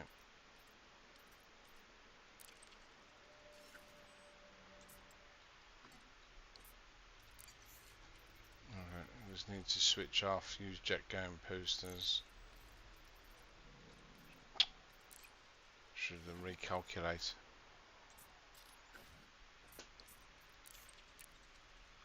Five jumps. Okay, that's fine.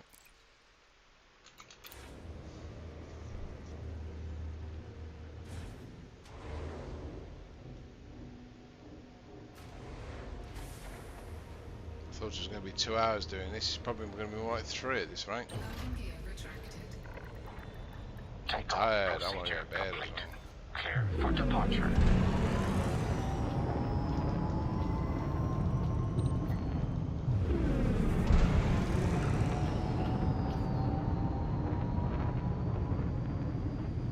Frameshift drive charging.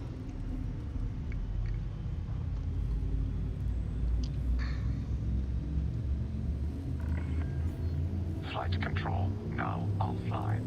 Goodbye, Commander. Goodbye.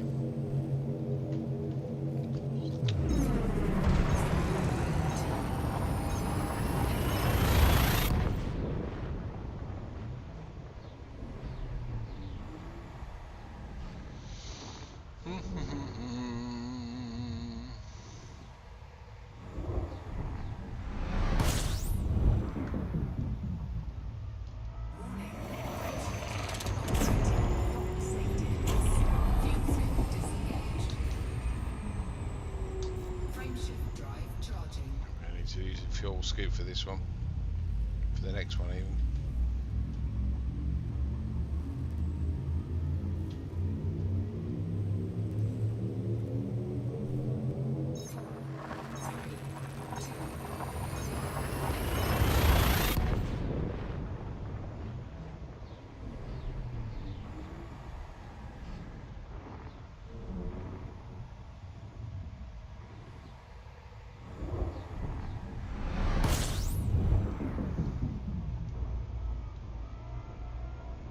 System scan complete.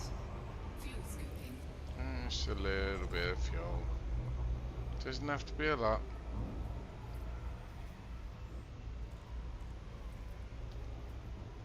Similar thing you'll do with your Panther if you've got a fuel scoop on it. Just a gentle suckle like a hummingbird. Just enough to like have about half off the next jump. Frameshift drive charging. Because you're not going to be jumping all that far with the Panther. I mean, me and my mates who are playing this, we have a carrier which we share, and a lot of the time the Panther is literally just going to be jumping between the carrier and the destination. So the carrier will do, so there won't be no FSD jumping around.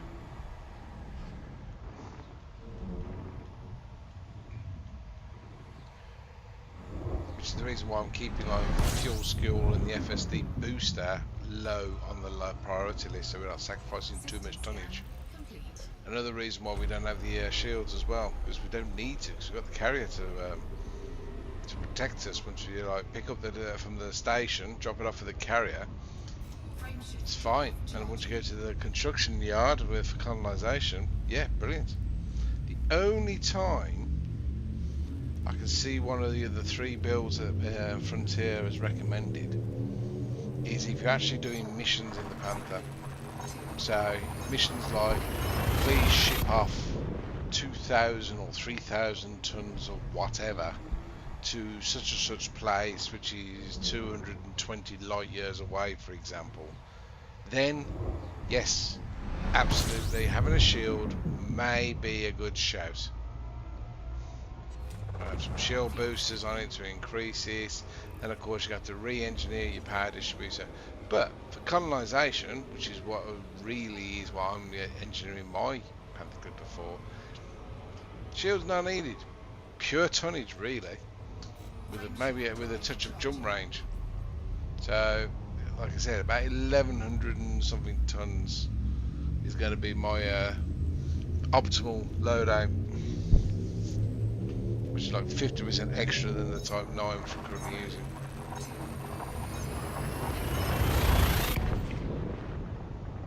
I have a tier 3 station that I'm working on that still needs 178,000 tons. Yeah, that Panther's going to help a lot. Well, the two Panthers, because I'm going to do it across two accounts. Fuel scooping.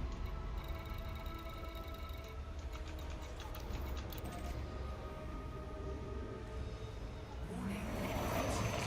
Operating beyond safety limits. Negative temperature critical.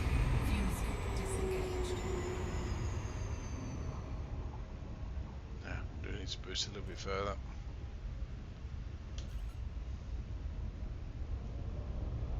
Warning. Brainship drive operating beyond safety limits. Should never have started drinking this Romeo now. It's gone straight to my head. I'm not really eating today either. That's probably the reason why it's gone straight to my head. Hit the stomach, gone straight into the bloodstream, and I'm like, woo!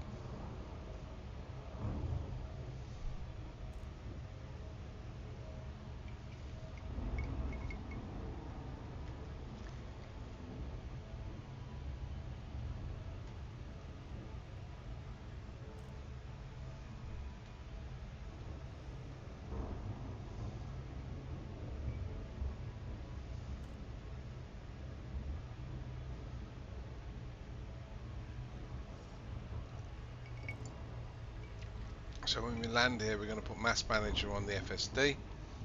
So that means I have two of the best FSDs, as in the pre-engineered ones, the V1s, with both with Mass Manager, Class 7. So one for this ship, one for the Panther Clipper, job done. I'm going to ship over the thrusters to this place. Then I'm going to head up to Todd. Get those multi-cannons, that spare, that fourth multi-cannon shipped to him, and top up the other three multi-cannons up to grade 5.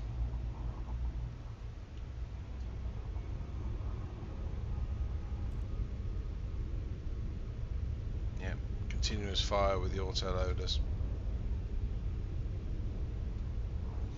Just reminded of the film Aliens with the their auto carrier, auto turret, auto fire turret, continuous fire, so they run out of bullets.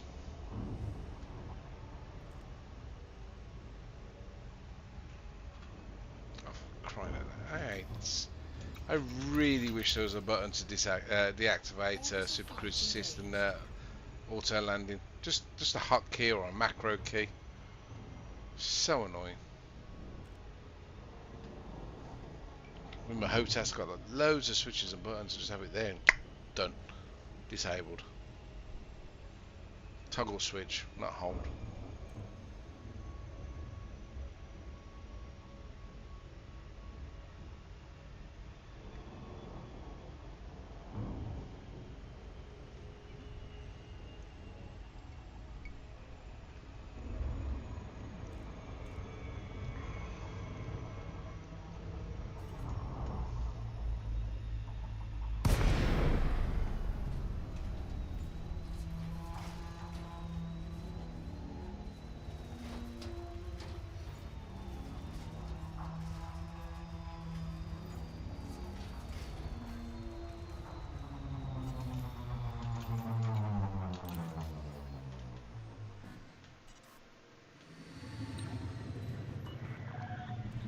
Maya Lima Oscar Romeo Heavy. Automated flight control protocol initiated. Please submit a request prior to landing. Docking permission authorized. You may proceed to landing pad 16.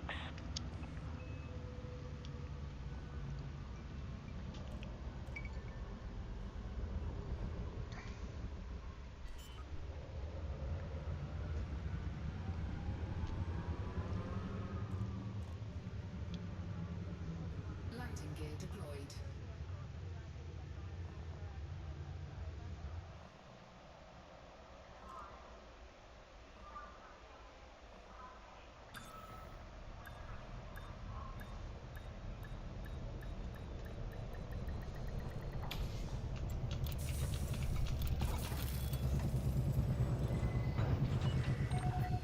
Docking procedure completed. Ship secured. Greetings, Commander. So it's pre-engineered. You can't do anything else to it other than as an experimental effect. As long as it's Palin, Felicity, or the other two, you can do. They can do the experimental effect. Can't do anything else other than that. So here's our extra jump. Okay, we're going to outfitting.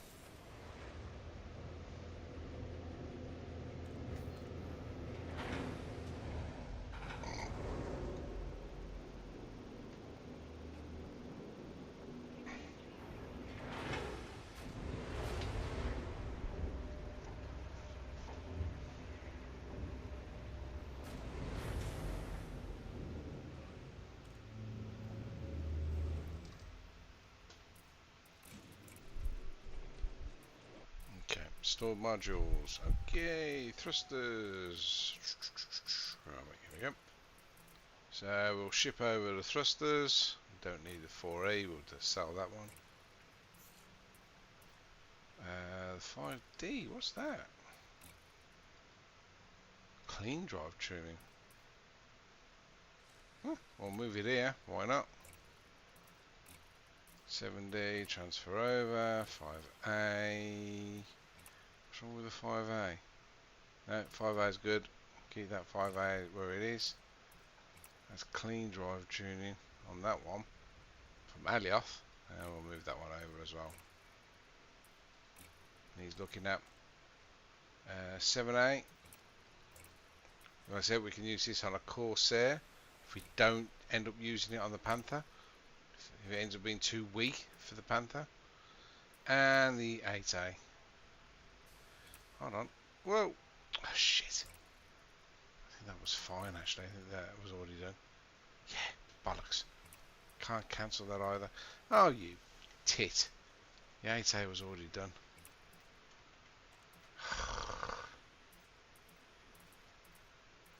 Bugger. Any FSD drivers that need to have mass manager on them? While I'm here, let's have a look. That's pre-engineered. That's the one that's already got it. Cool. That's a standard. I'm not going to bother with that one. What is this 5A? How's that looking? That's got mass manager already. 6A. Not even engineered. Yep. Get that over here. 7A. 7A. Oh, mass manager on there. So we have to do one FSD. That's good. That's good. That's all done. Alright, while we're here, let's get these thrusters drag drived. Ta-da.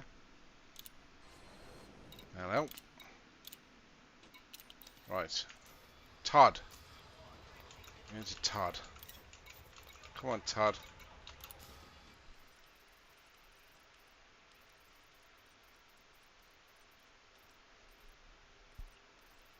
Oh, where the fuck is Todd?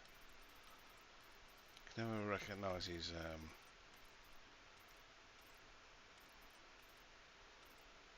where the bloody hell's Todd? There we go. 87 light, yes. Cool. Close to paving.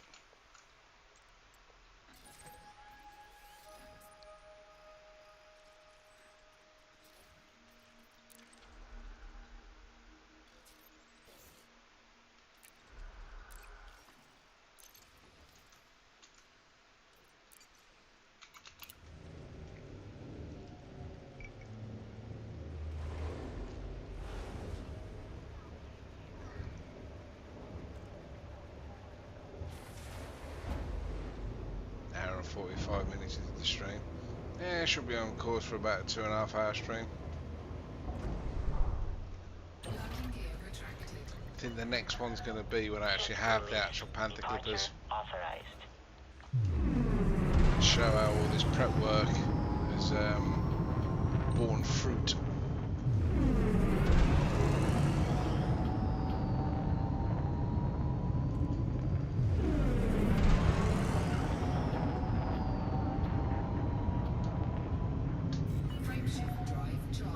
initiated. Flight Dugga, dugga, control dugga, dugga, protocol dugga. now offline. Thank you, Commander.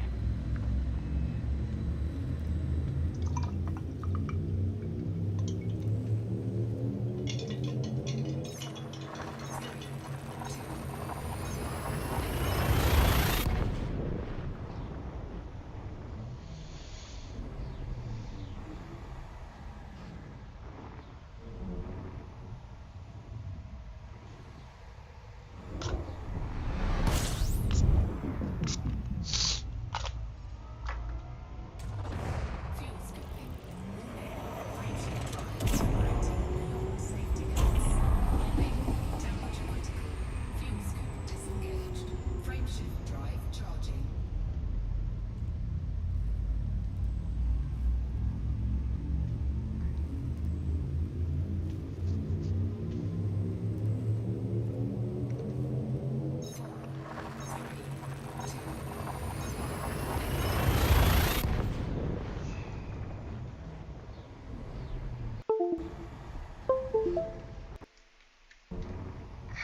Just disconnected my Corsair cam link drive from my camera.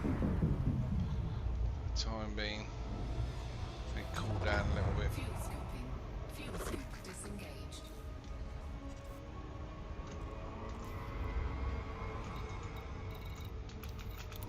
Warning, frame shift drive operating beyond safety limits. Oof, overshot, overshot. Definitely overshot.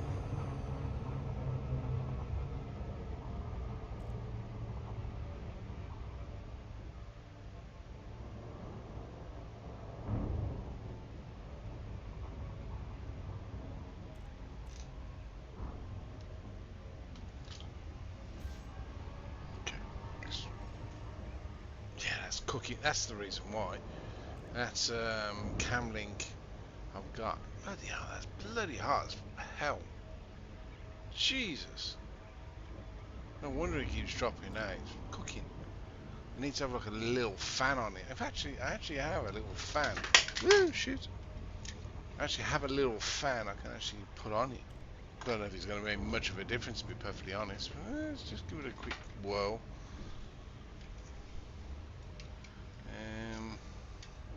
No. It's not going to work. Fan's too far away to actually have any effect, really. Bugger. It would have been cool though if I could have done that.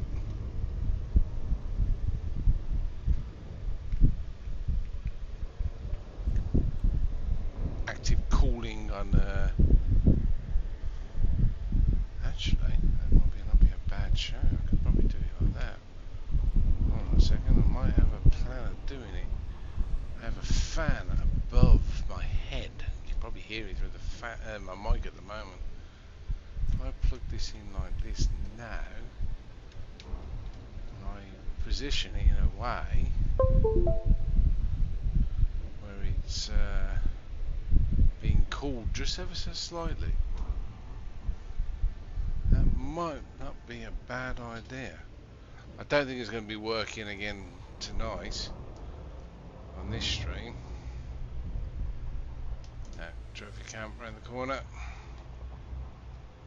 Orbital flight engaged. Yeah, let's go around. If I switch stream, no, still got me frozen. My beautiful mug looking like an evil, vindictive.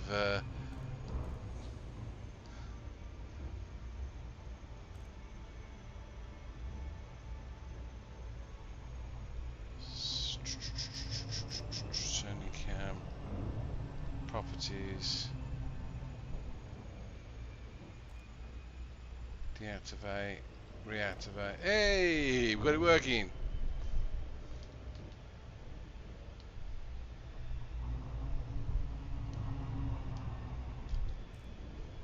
Let's see how long that lasts, eh? If you can see my active cooling from the fan above actually does a blind bit of difference. I might need to move my light a little bit closer to me as well. There we go. Right, back to the game.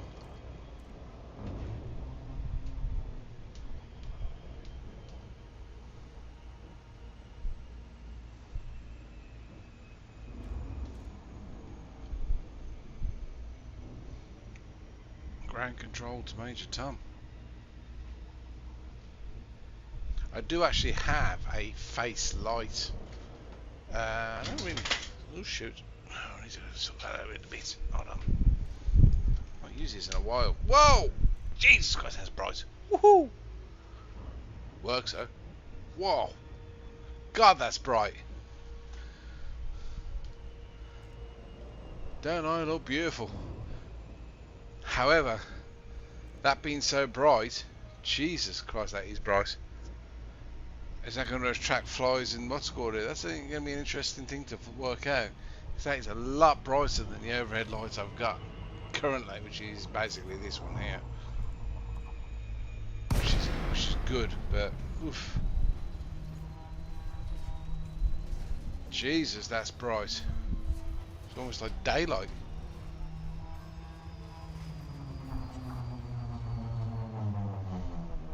It's great for streaming though. Let's see if that does actually attract any flies, mozzies or muffs. Midges, mozzies and muffs. Submit a request prior to landing. Jesus, that's bright. Docking Oh, permission I'm blind. authorized. You may proceed to landing pad How do streamers 03. do this without glaring light in the face? Look how it makes me look so pasty.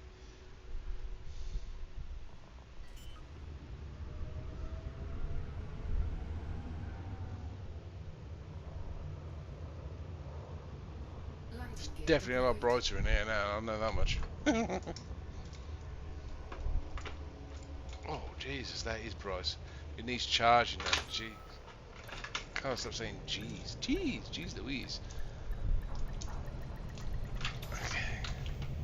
Little stormtrooper. And my little Iron Man cat. Docking procedure completed. And Ship secured.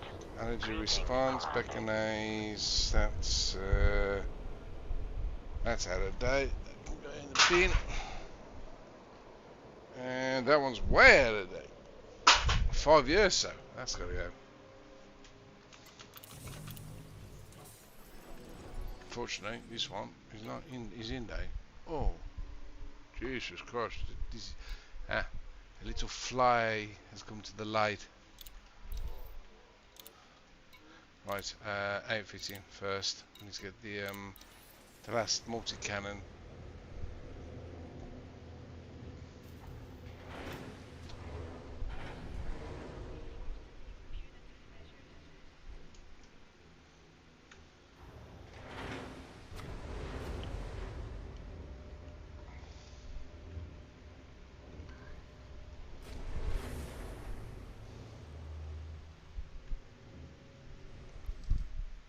Okie. Right, stored modules, multi-cannon. Where are you, sir? Where are you, multi-cannon? There she blows. Right, we want the 3 E's. We don't want the oh.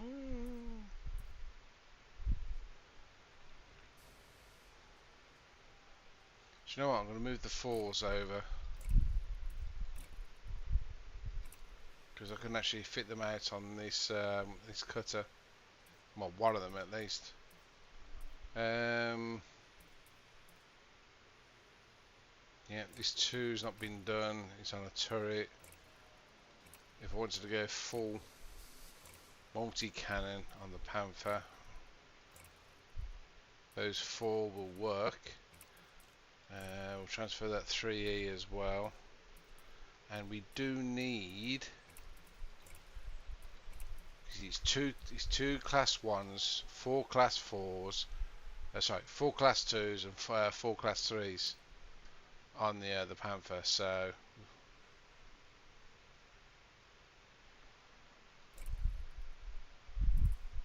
we know the bursts of the class 2s, the multi-cannons of the class 3s.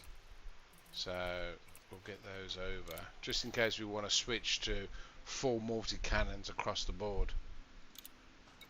So let's get these up to grade 5 on the Focus.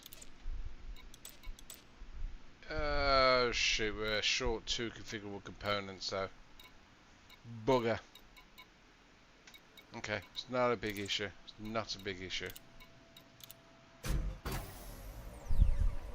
sort that out. The materials trader later on. Not tonight, but we can do it later on. Because we already have the experimental effects on these.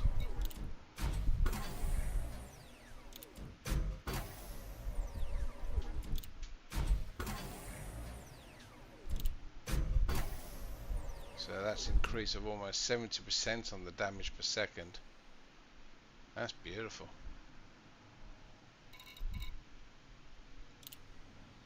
Should they hit, they're gonna rip them a new one, and they're gonna be continuous because it's gonna be an auto loader as well. So.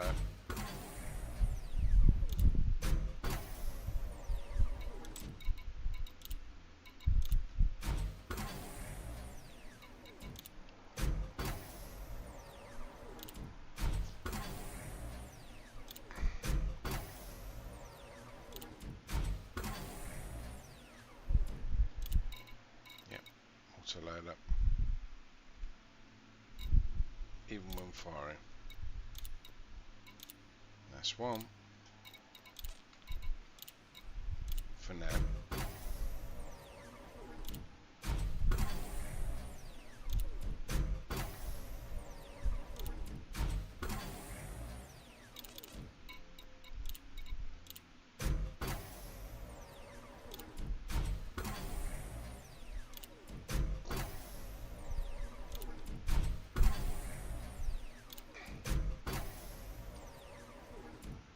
Okay.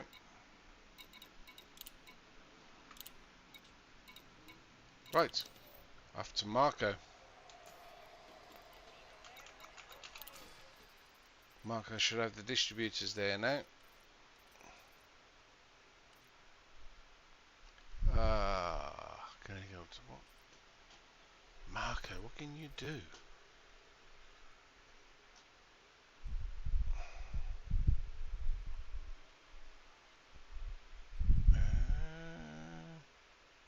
Shoot. You can put the experimental effects on, but you can't go above grade 3.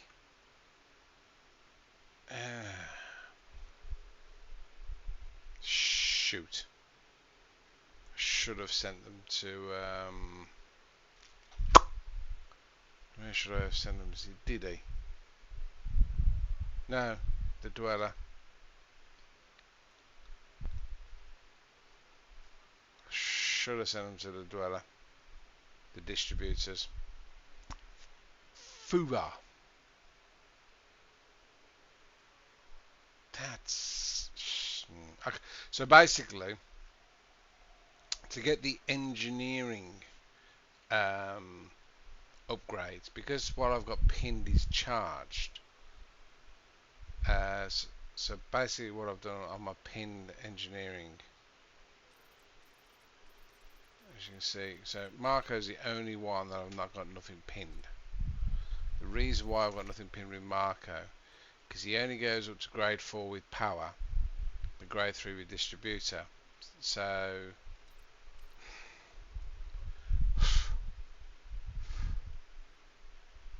because he can't do grade 5, that's the reason why I've not got anything pinned with him. Well, I should have just basically a normal power, what's called it, pinned. So for distributors, I really need to go to the Dweller for grade 5 engineering focused on the distributors. He's not far from where I am now. He's not far from, yeah, they're not far from each other. It's just a ball ache. So we know that they're close together. Well, close-ish. Close being a relatively term in regards to a space game. It's still going to take time to send those distributors to him, and then send them all back to Shinaz Detra once they've all been engineered. But I can do the power overcharge on the power generators and do thermal spread, which is one of the reasons why I'm sending them to Marco. Landing gear retracted. So I can put thermal spread Ship released. on all the power plants, power generators. Yeah, that extra light has certainly attracted more flies. It's a lot more powerful. C2. It shows my pasty white skin. No tan. Automated flight control protocol now offline. Thank you, Commander. So yeah, the power of that one light has overpowered the blue lights.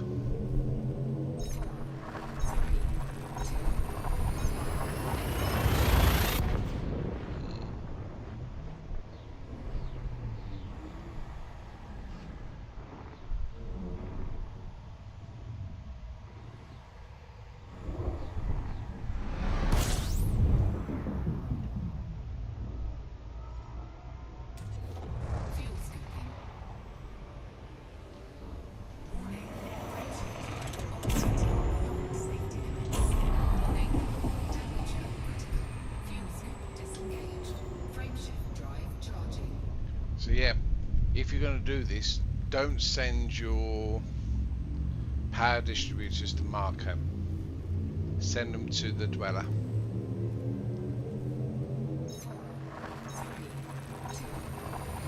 He can do grade 5 on the distributor and obviously the experimental effect, which I'm guessing is supercapacitors.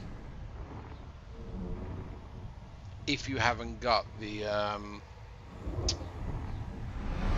community event achievements for those grade 6, which give both systems and engineering massive capacity and excellent recharge rate.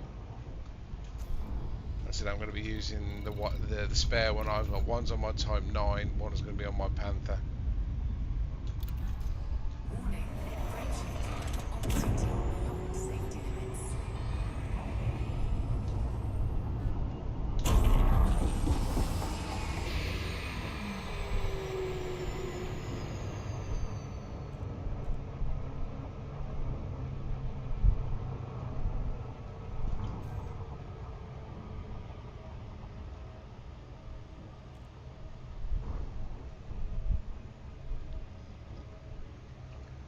Expect that to full screen and then turn my light back off. I'll switch you back on in a bit. Full screen. Oof. Yeah. That's better. I don't feel like I'm off. I'm not seeing spots anymore.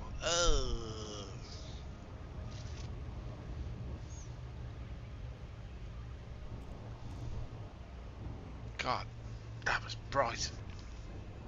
Jesus, that was bright.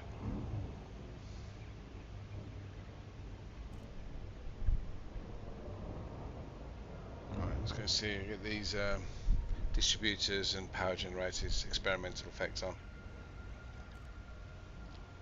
Thermal spread across the board. Get it done.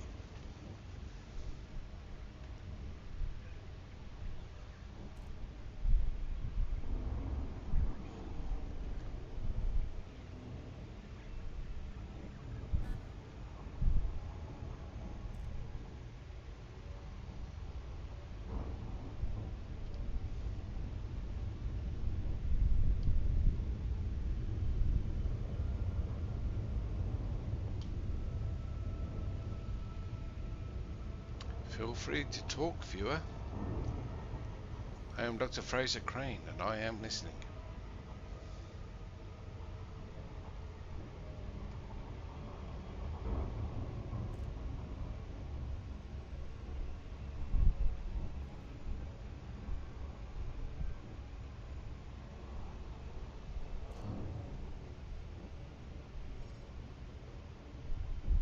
Orbital flight engaged.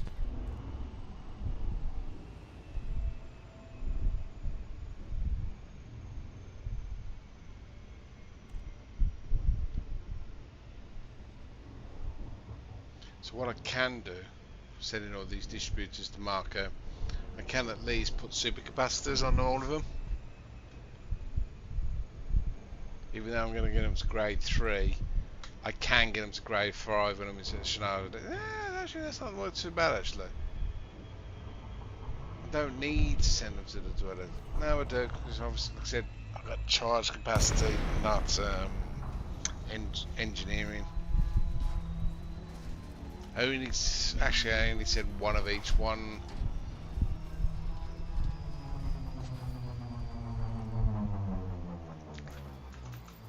So it's 8 class power plant and 8 class thrusters, 7 class power distributors, 7 class FSD. FSD's done. We've got the FSD V1. That's got mass manager on here. That's done. Don't have to worry about that. Distributors. I can either use the Community Achievement Distributor, the 6A, with massive amounts of capacity and rechargeability on the 6As. Also, it's lighter as well, which is obviously a bonus for obviously jump range, which is probably what I'm going to use. However,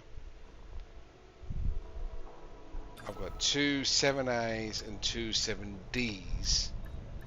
I'm going to have one with charge capacity, which I've already got with my supercapacitors, and one with engine focus for both A and 7D and 7A. That's why I need to send 2 to the dweller. So I don't need to send them all to the dweller. I just need to get supercapacitors on all of those distributors. As for power plants, it's obviously overcharged. There's no point doing anything less than overcharge. We've already established at the beginning of the video we need at least 28 megawatts to safely power everything on an Imperial Cutter. We don't know on a Panther yet how much more power that's going to require.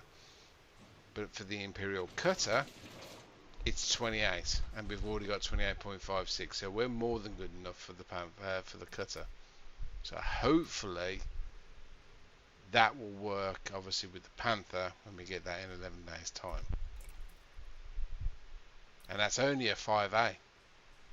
That's been a fully upgraded. That's mental, isn't it? So, like I said, we've got the power distributor already pre-done. So we know this power distributor's got 50 megawatts and 50.75 megawatts on both systems and engine capacity, with a 4.48 megajoules per second charge rate. We've engineered our weaponry to basically fall well in line with the capacity and the recharge rate, which is a combination of burst lasers or multi-cannons. We are going to test out frag cannons as well. That's what we've done so far. And if you're following for that much, hopefully I'm making complete and utter sense, because I've kind of confused myself a little bit. Right, engineering. Okay, so like I said, Marco can enable to grade 3. So I need to equip. So set that. Let's put the experimental effect on that. We want thermal spread. Don't need the monster, we don't need the extra power. Nice to know we get up to 30 megawatts should we need to, but we don't need to. Strip down for extra weight. Again, 10% is not really all that worth it overall. But thermal will make a big difference, so we'll do the thermal. And obviously we've got the pre-engineered distributor already, so we need to swap that out. Come on, core internals. Replace the module. There we go. There's our... Oh yeah, a 7A supercapacitor's already done. So this one has to be engineered focused. Let's see how far we can take it up to grade 3, shall we? So, engineer focused. At the moment, 49.20. Oh, this is going to be a massive difference.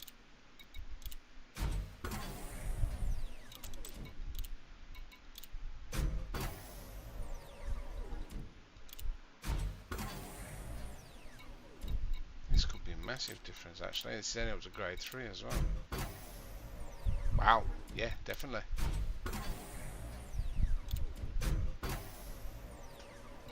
Engineering effect, super effects, we want the cluster capacitors for the extra capacity.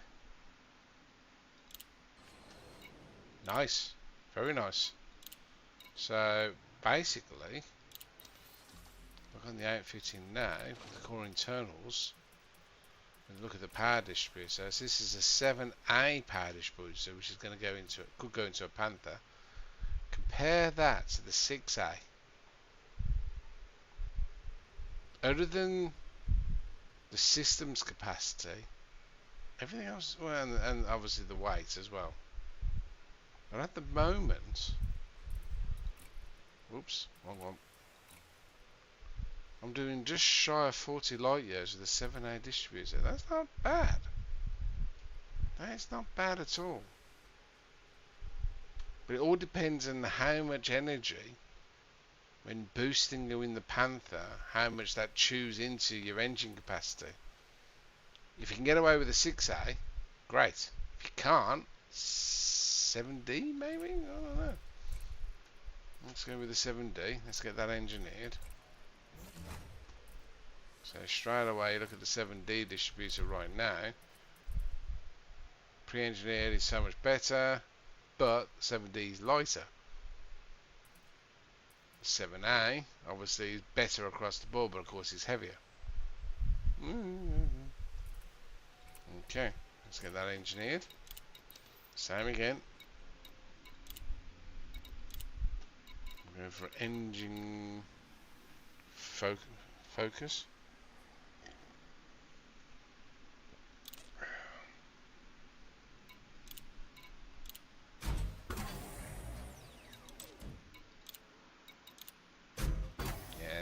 Grade 3 engine focus on a 7D is not going to hit anywhere near the 6A.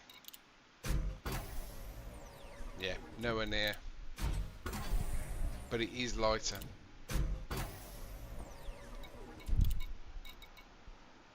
Close the capacitors.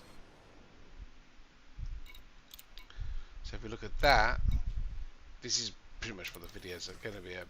It's what this video is more about, is just testing the differences between the two.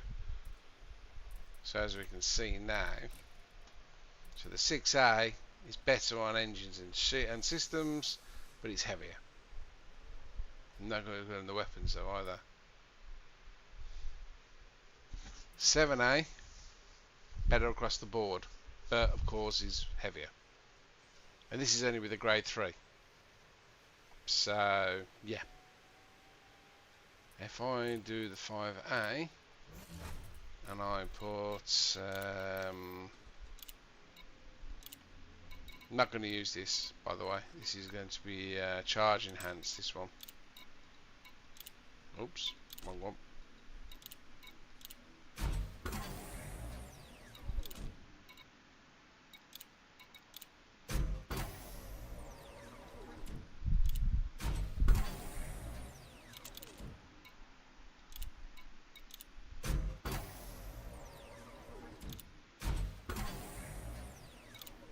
Oops, we can do the experimental effects as well, because the capacitors.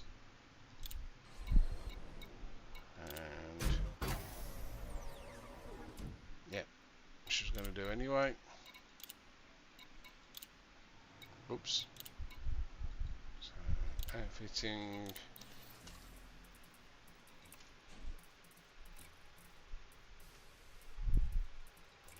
Power distributor, replace the power distributor. That 7D needs the charge enhanced.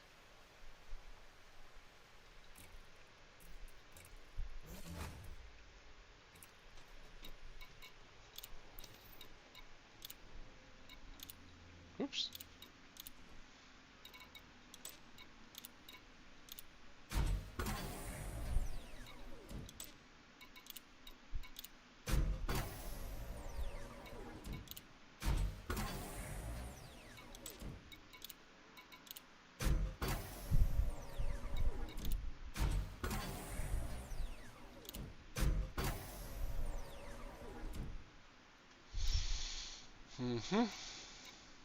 Experimental effects, classic capacitors.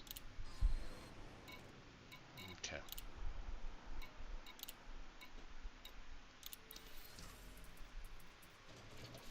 Core internals. Oops. So that's the pre-engineered, which is still our favourite. 50.75 megawatts, 4.4 millijoules. 7D, engineer focused. Not quite as high, but then again we've only got to grade 3, but it is lighter. And again, megajoules is not what's called it. 7A. 7A is better across the board other than weight. So the difference in weight. So that gives us 40.05 light years on the weight on this ship. We only lose 0.5 light years between the 7A and the 6A pre-engineered. So that, believe it or not, that 7A is looking a lot more appealing than the pre-engineered 6A. And that's going to help in dividends. Because obviously, there's the, you see, look at the weapons as well. Weapons has got 37.5 megawatts. And the recharge rate as well. So only the system capacity is lower, but we don't have shields. So the 7A, the cost of 0.5 of a light year jump range on this ship, where who knows what it's going to be like on the Panther Clipper, that actually works much better. So the 7A is definitely the favourite at this juncture. 7A power distributor. If we went 7D, well, we don't know until we've got up to grade 5 engine capacity, to be fair, but I'm not liking looking the... Yeah. I'm leaning really towards the 7A distributor. Engineering focused. I'm going to equip that there like so. Right, let's do the power quickly. 60. We need to put the experimental effects on these. Power plants, overcharge. Oh, what? This one's not been overcharged. Thought it was already done.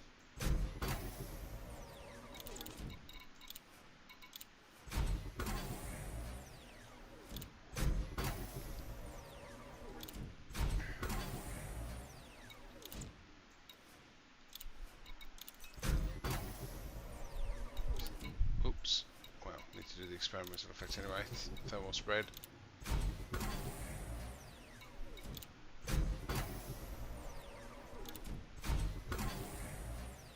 Yes, it needs to be 28 megawatts. The 6 is not going to be enough. Yeah, even on the cutter, the 6 is definitely not going to be enough. 6D is not going to be enough to power the Panther. I can say that without anything else. 5A, yeah. That 5A is fucking phenomenal in comparison. And obviously the 7A goes without saying. So I go to 7A. Let's put the experimental effects on the 7A. Oh, legacy mod. Shoot. It's one of my old boys. Didn't realise that was one of the old ones. How much power did that produce? 40 megawatts. Heat efficiency as well. I've actually found out that the legacy ones aren't as good as they used to be. So, bye bye. Get rid of that. Let's re-engineer it.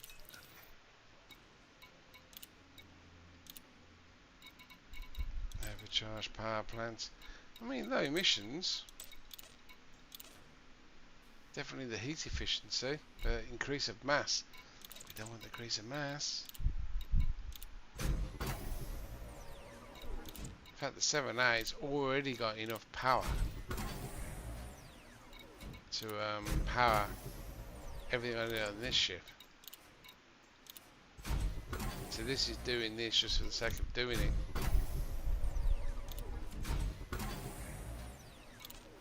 Unless you're running like prismatic shields on your Panther, I don't think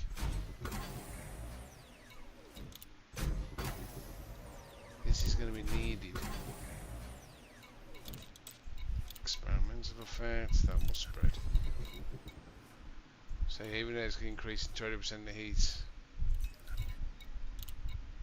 more than enough power. So if I look over here now on the modules, yeah, I have got a ridiculous amount of power now for this ship. It's overkill, even with all the weapons. Yeah, surplus. Don't need it. Really don't need it. Let's put the like I said, I don't know, we don't know what the Panther's going to require power wise outside of the normal stuff. It may need the 8. We don't know. Hence why I'm trying to put all the experimental effects on this now. Right. Is this oh, it's got thermal spread on this already. So this one's already done. It's got a ridiculous amount of power. I'll switch back to the why have we got a 6? Oh, I've got both 6As there. Let's get the 6As done while we're here.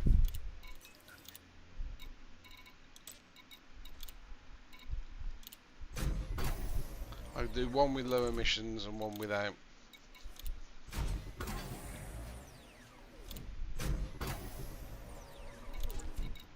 Why not? Just to try them out, the difference between the two. Experimental effects, thermal spread.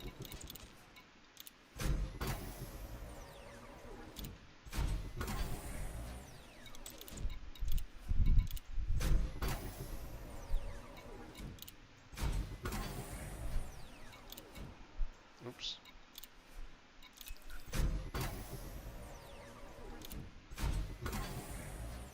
Okay, that's up to 4. We could do it to 5 when we're in a normal station. And we'll just equipped the other 6A. And we'll put low emissions on the other 6A. Just as an experiment.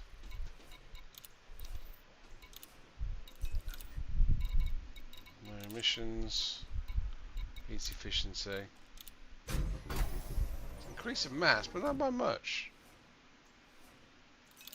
Definitely not by much.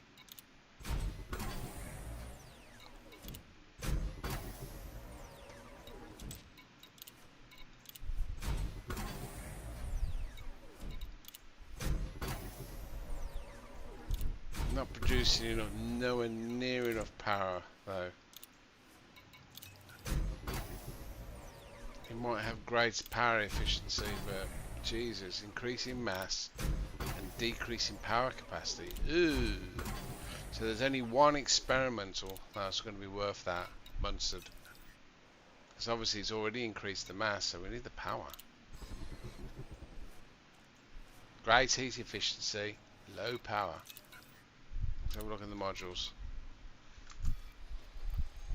So on this ship, not enough power. Not enough power for cover it all.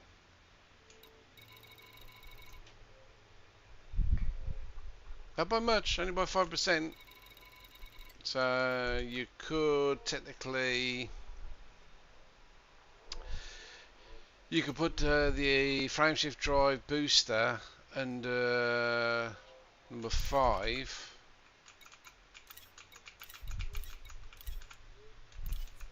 Because if you get pulled out of,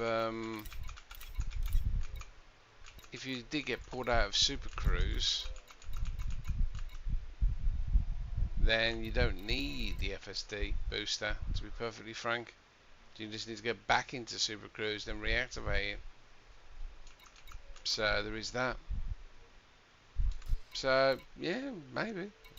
Probably not on the Panther, but maybe on another ship. We'll see. Right, let's switch out back to the 5A. Yeah, I'm comfortable with the 5A. Okay, that's that one. We just need to quickly jump to the dweller before we go back to paling. So, dweller, how far away? Yeah, 38. We'll get him done. We'll send the power distributors to the dweller so we get them back up to grade 5.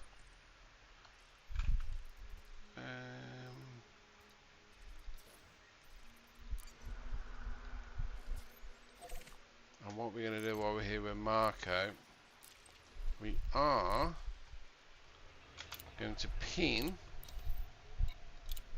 his power. Actually, we'll pin his engine focus distributor.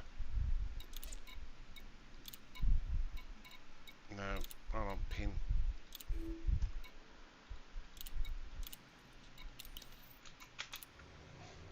That'll work for us. God, my ice has melted again. It really is warm where I am. Last drink.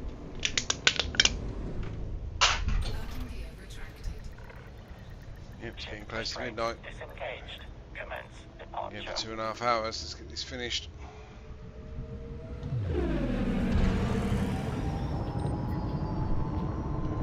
We're not going to get this finished, to be perfectly frank with you, but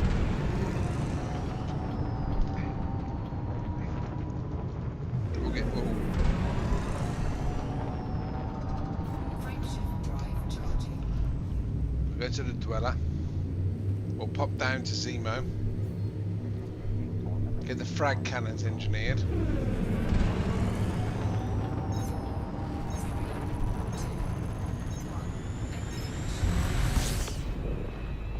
Once the frag cannons are engineered, we'll go up to paling. We'll get the thrusters engineered.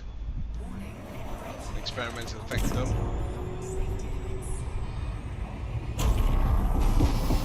And then we'll head back to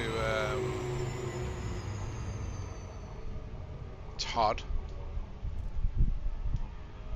Frameshift drive charging. Get that last, get those multi-cannons done. Get those engineered. Then head back to Schnars and Detra. And then send all the parts we've got engineered back to Schnars and Detra. Ready for Panther Clipper to mix and match for our best loadout. I am hoping for at least a 35 light year jump range with the Panther. That's unladen. And I'm praying for at least a 25 light year jump range fully laden. And the reason why I say that is I'm factoring in what I can do with the Type 9 and I can do with the cutter. With the cutter, as you've seen, I can do about 40 light years fully laden with 736 tons. With 1150 odd tons, I'm saying 1150, I think it's 1180 I'm potentially going to end up with, which is approximately an extra 50%. So if I take off 50% off my total jump range on a cutter from 40, that drops it to 30. So I'm hoping for 25 light years plus fully laden with 1100 tons on the Panther. That's what I'm hoping for. And hopefully all this pre-engineering I'm doing will get me there. But like I said, we won't know for another 11 days. Or 12 days now. Or 10 days now.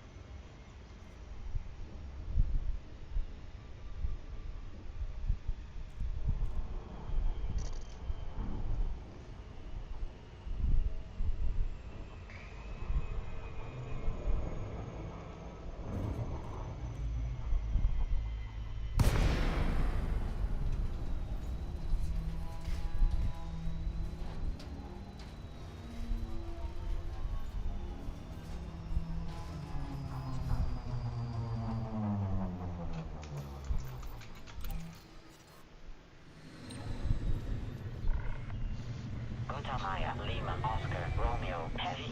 Automated flight control protocol initiated. Please submit a request prior to landing. Docking permission authorized. You may proceed to landing pad 03.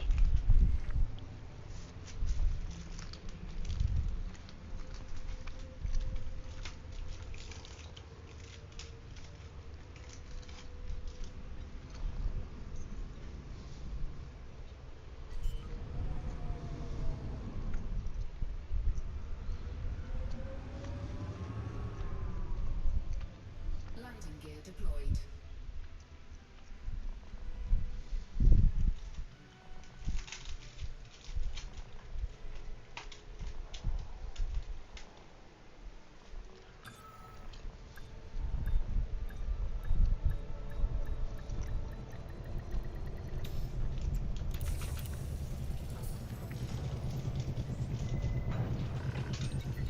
Docking Okay. procedure completed. Power Ship distributors, secured. engine Greetings, focused. Commander. Let's get them up the rest of the way. Ooh, polycapacitors are getting low. And we don't have the military supercapacitors. Bugger. Second reason for me, military supercapacitors. Ah, crap.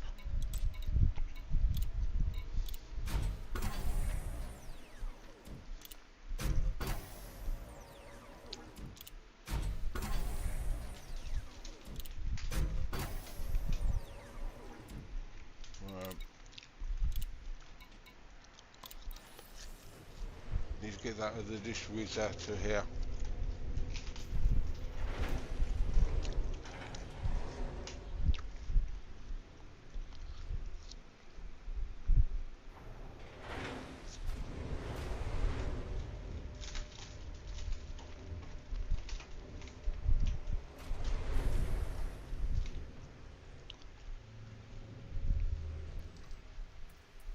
Right.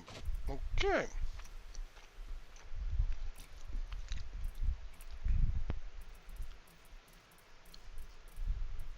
Right, the 7D, isn't it? That's charge focus, that's the engine focus, yeah. So we need to get that transferred here.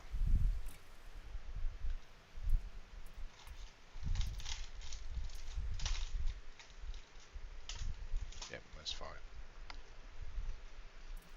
Right. Without miniature capacitors, there's a bit more we can do here. So now, Zemo. We need Zemo.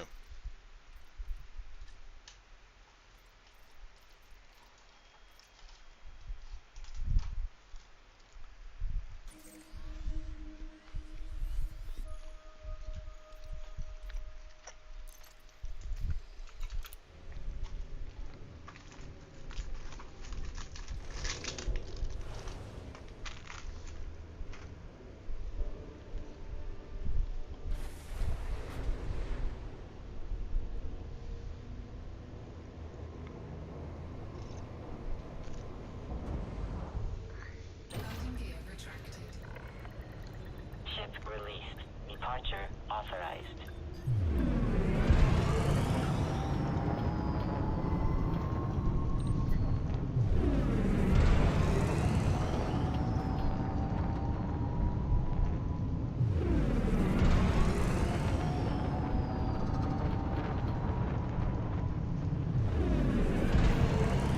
Automated flight control protocol now offline.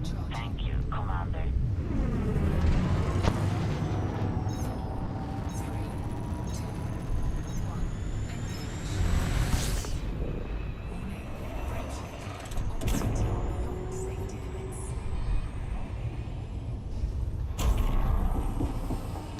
Frameshift drive charging.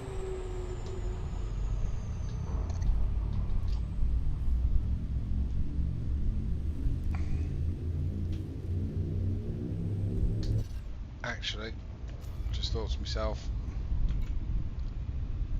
just thought, Palin's closer. We can at least get the, yeah, he's much closer.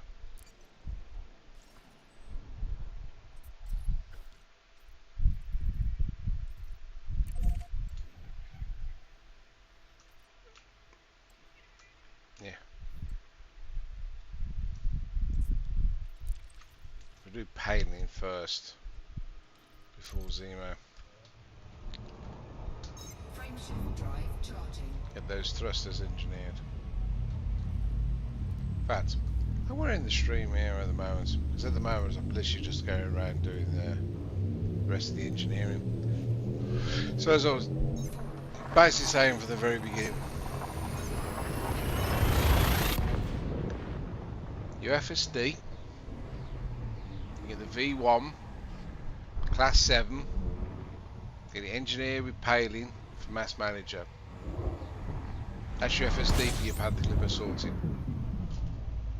Your thrusters, I've got 8A, 8D, 7A, and 7D. I'm going to put Dirty Drive, engineering all four of those with drag drives. We're going to find out which one is, let's just say, manageable on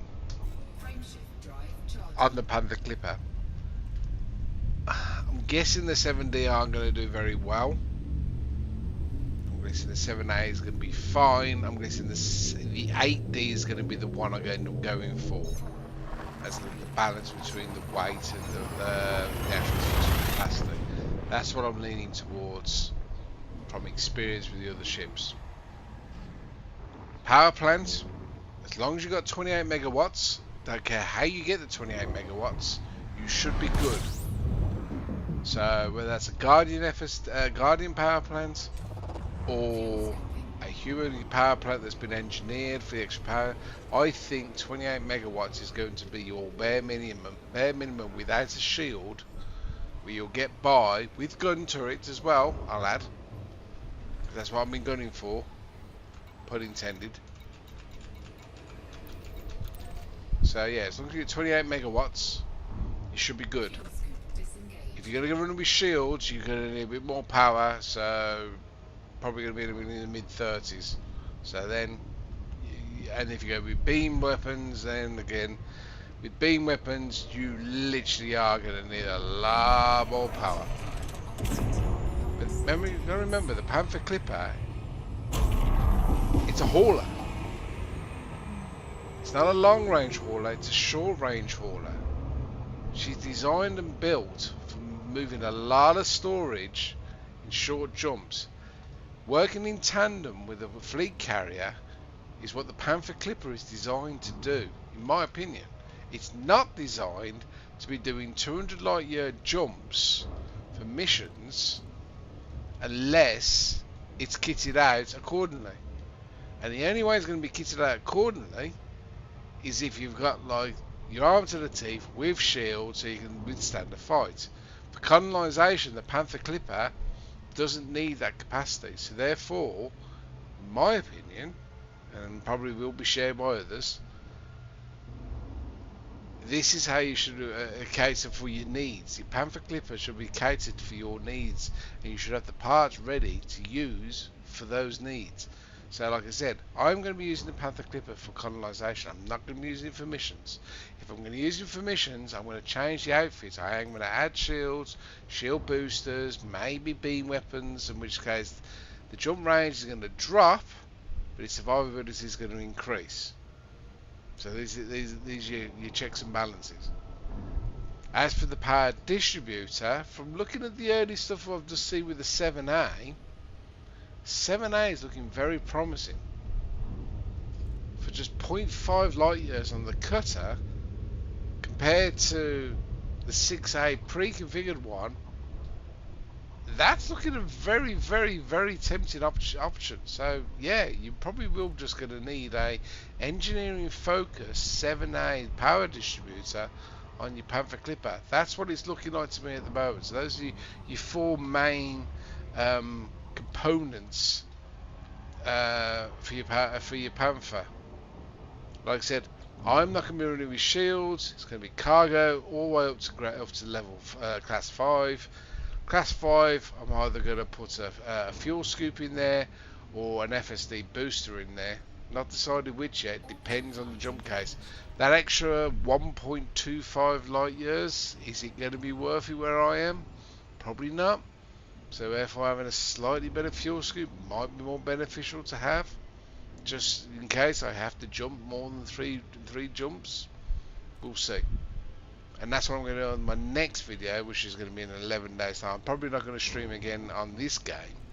Might pick up some Star Wars, don't know. But yeah, I'm going to the follow-up video to this will be me outfitting the Panther Clipper to my needs, which is going to be colonisation, carrier to destination build. Not one of the 3 builds that have been posted on the forum. It's not pure capacity, not survivability, not the balanced one. It's purely going to be built for no shields, extra bit of jump range where needed, carrier to destination build. That's what I'm going for. 5 past midnight, I'm shattered. I'm shattered because I was on nights last night. That's the reason why I'm finishing this stream. Just going to land this. Tomorrow morning I'll go to Zemo, I'll get the frag cannons engineered. Then I'll go to Shinazo Letra. I'll transfer all the parts that I've engineered. Actually, no. Zemo, Todd, the Dweller. Make sure all those parts are finished, and then over to Shinazo Letra. Transfer all the parts there. All ready for the Panther in 10 days time. Was 11, now it's 10. On that note, I'm calling it a night. A 2-hour 45-minute drive. Stream. With you see my Romulan owl's gone down a fair bit. It was at 400. It's now at 200. So I've not drunk that much, but it's been enough. But then again, the ice has been topping it off. Anyway, till the next stream. I hope you find this video helpful. I hope you agree with me what I'm talking about.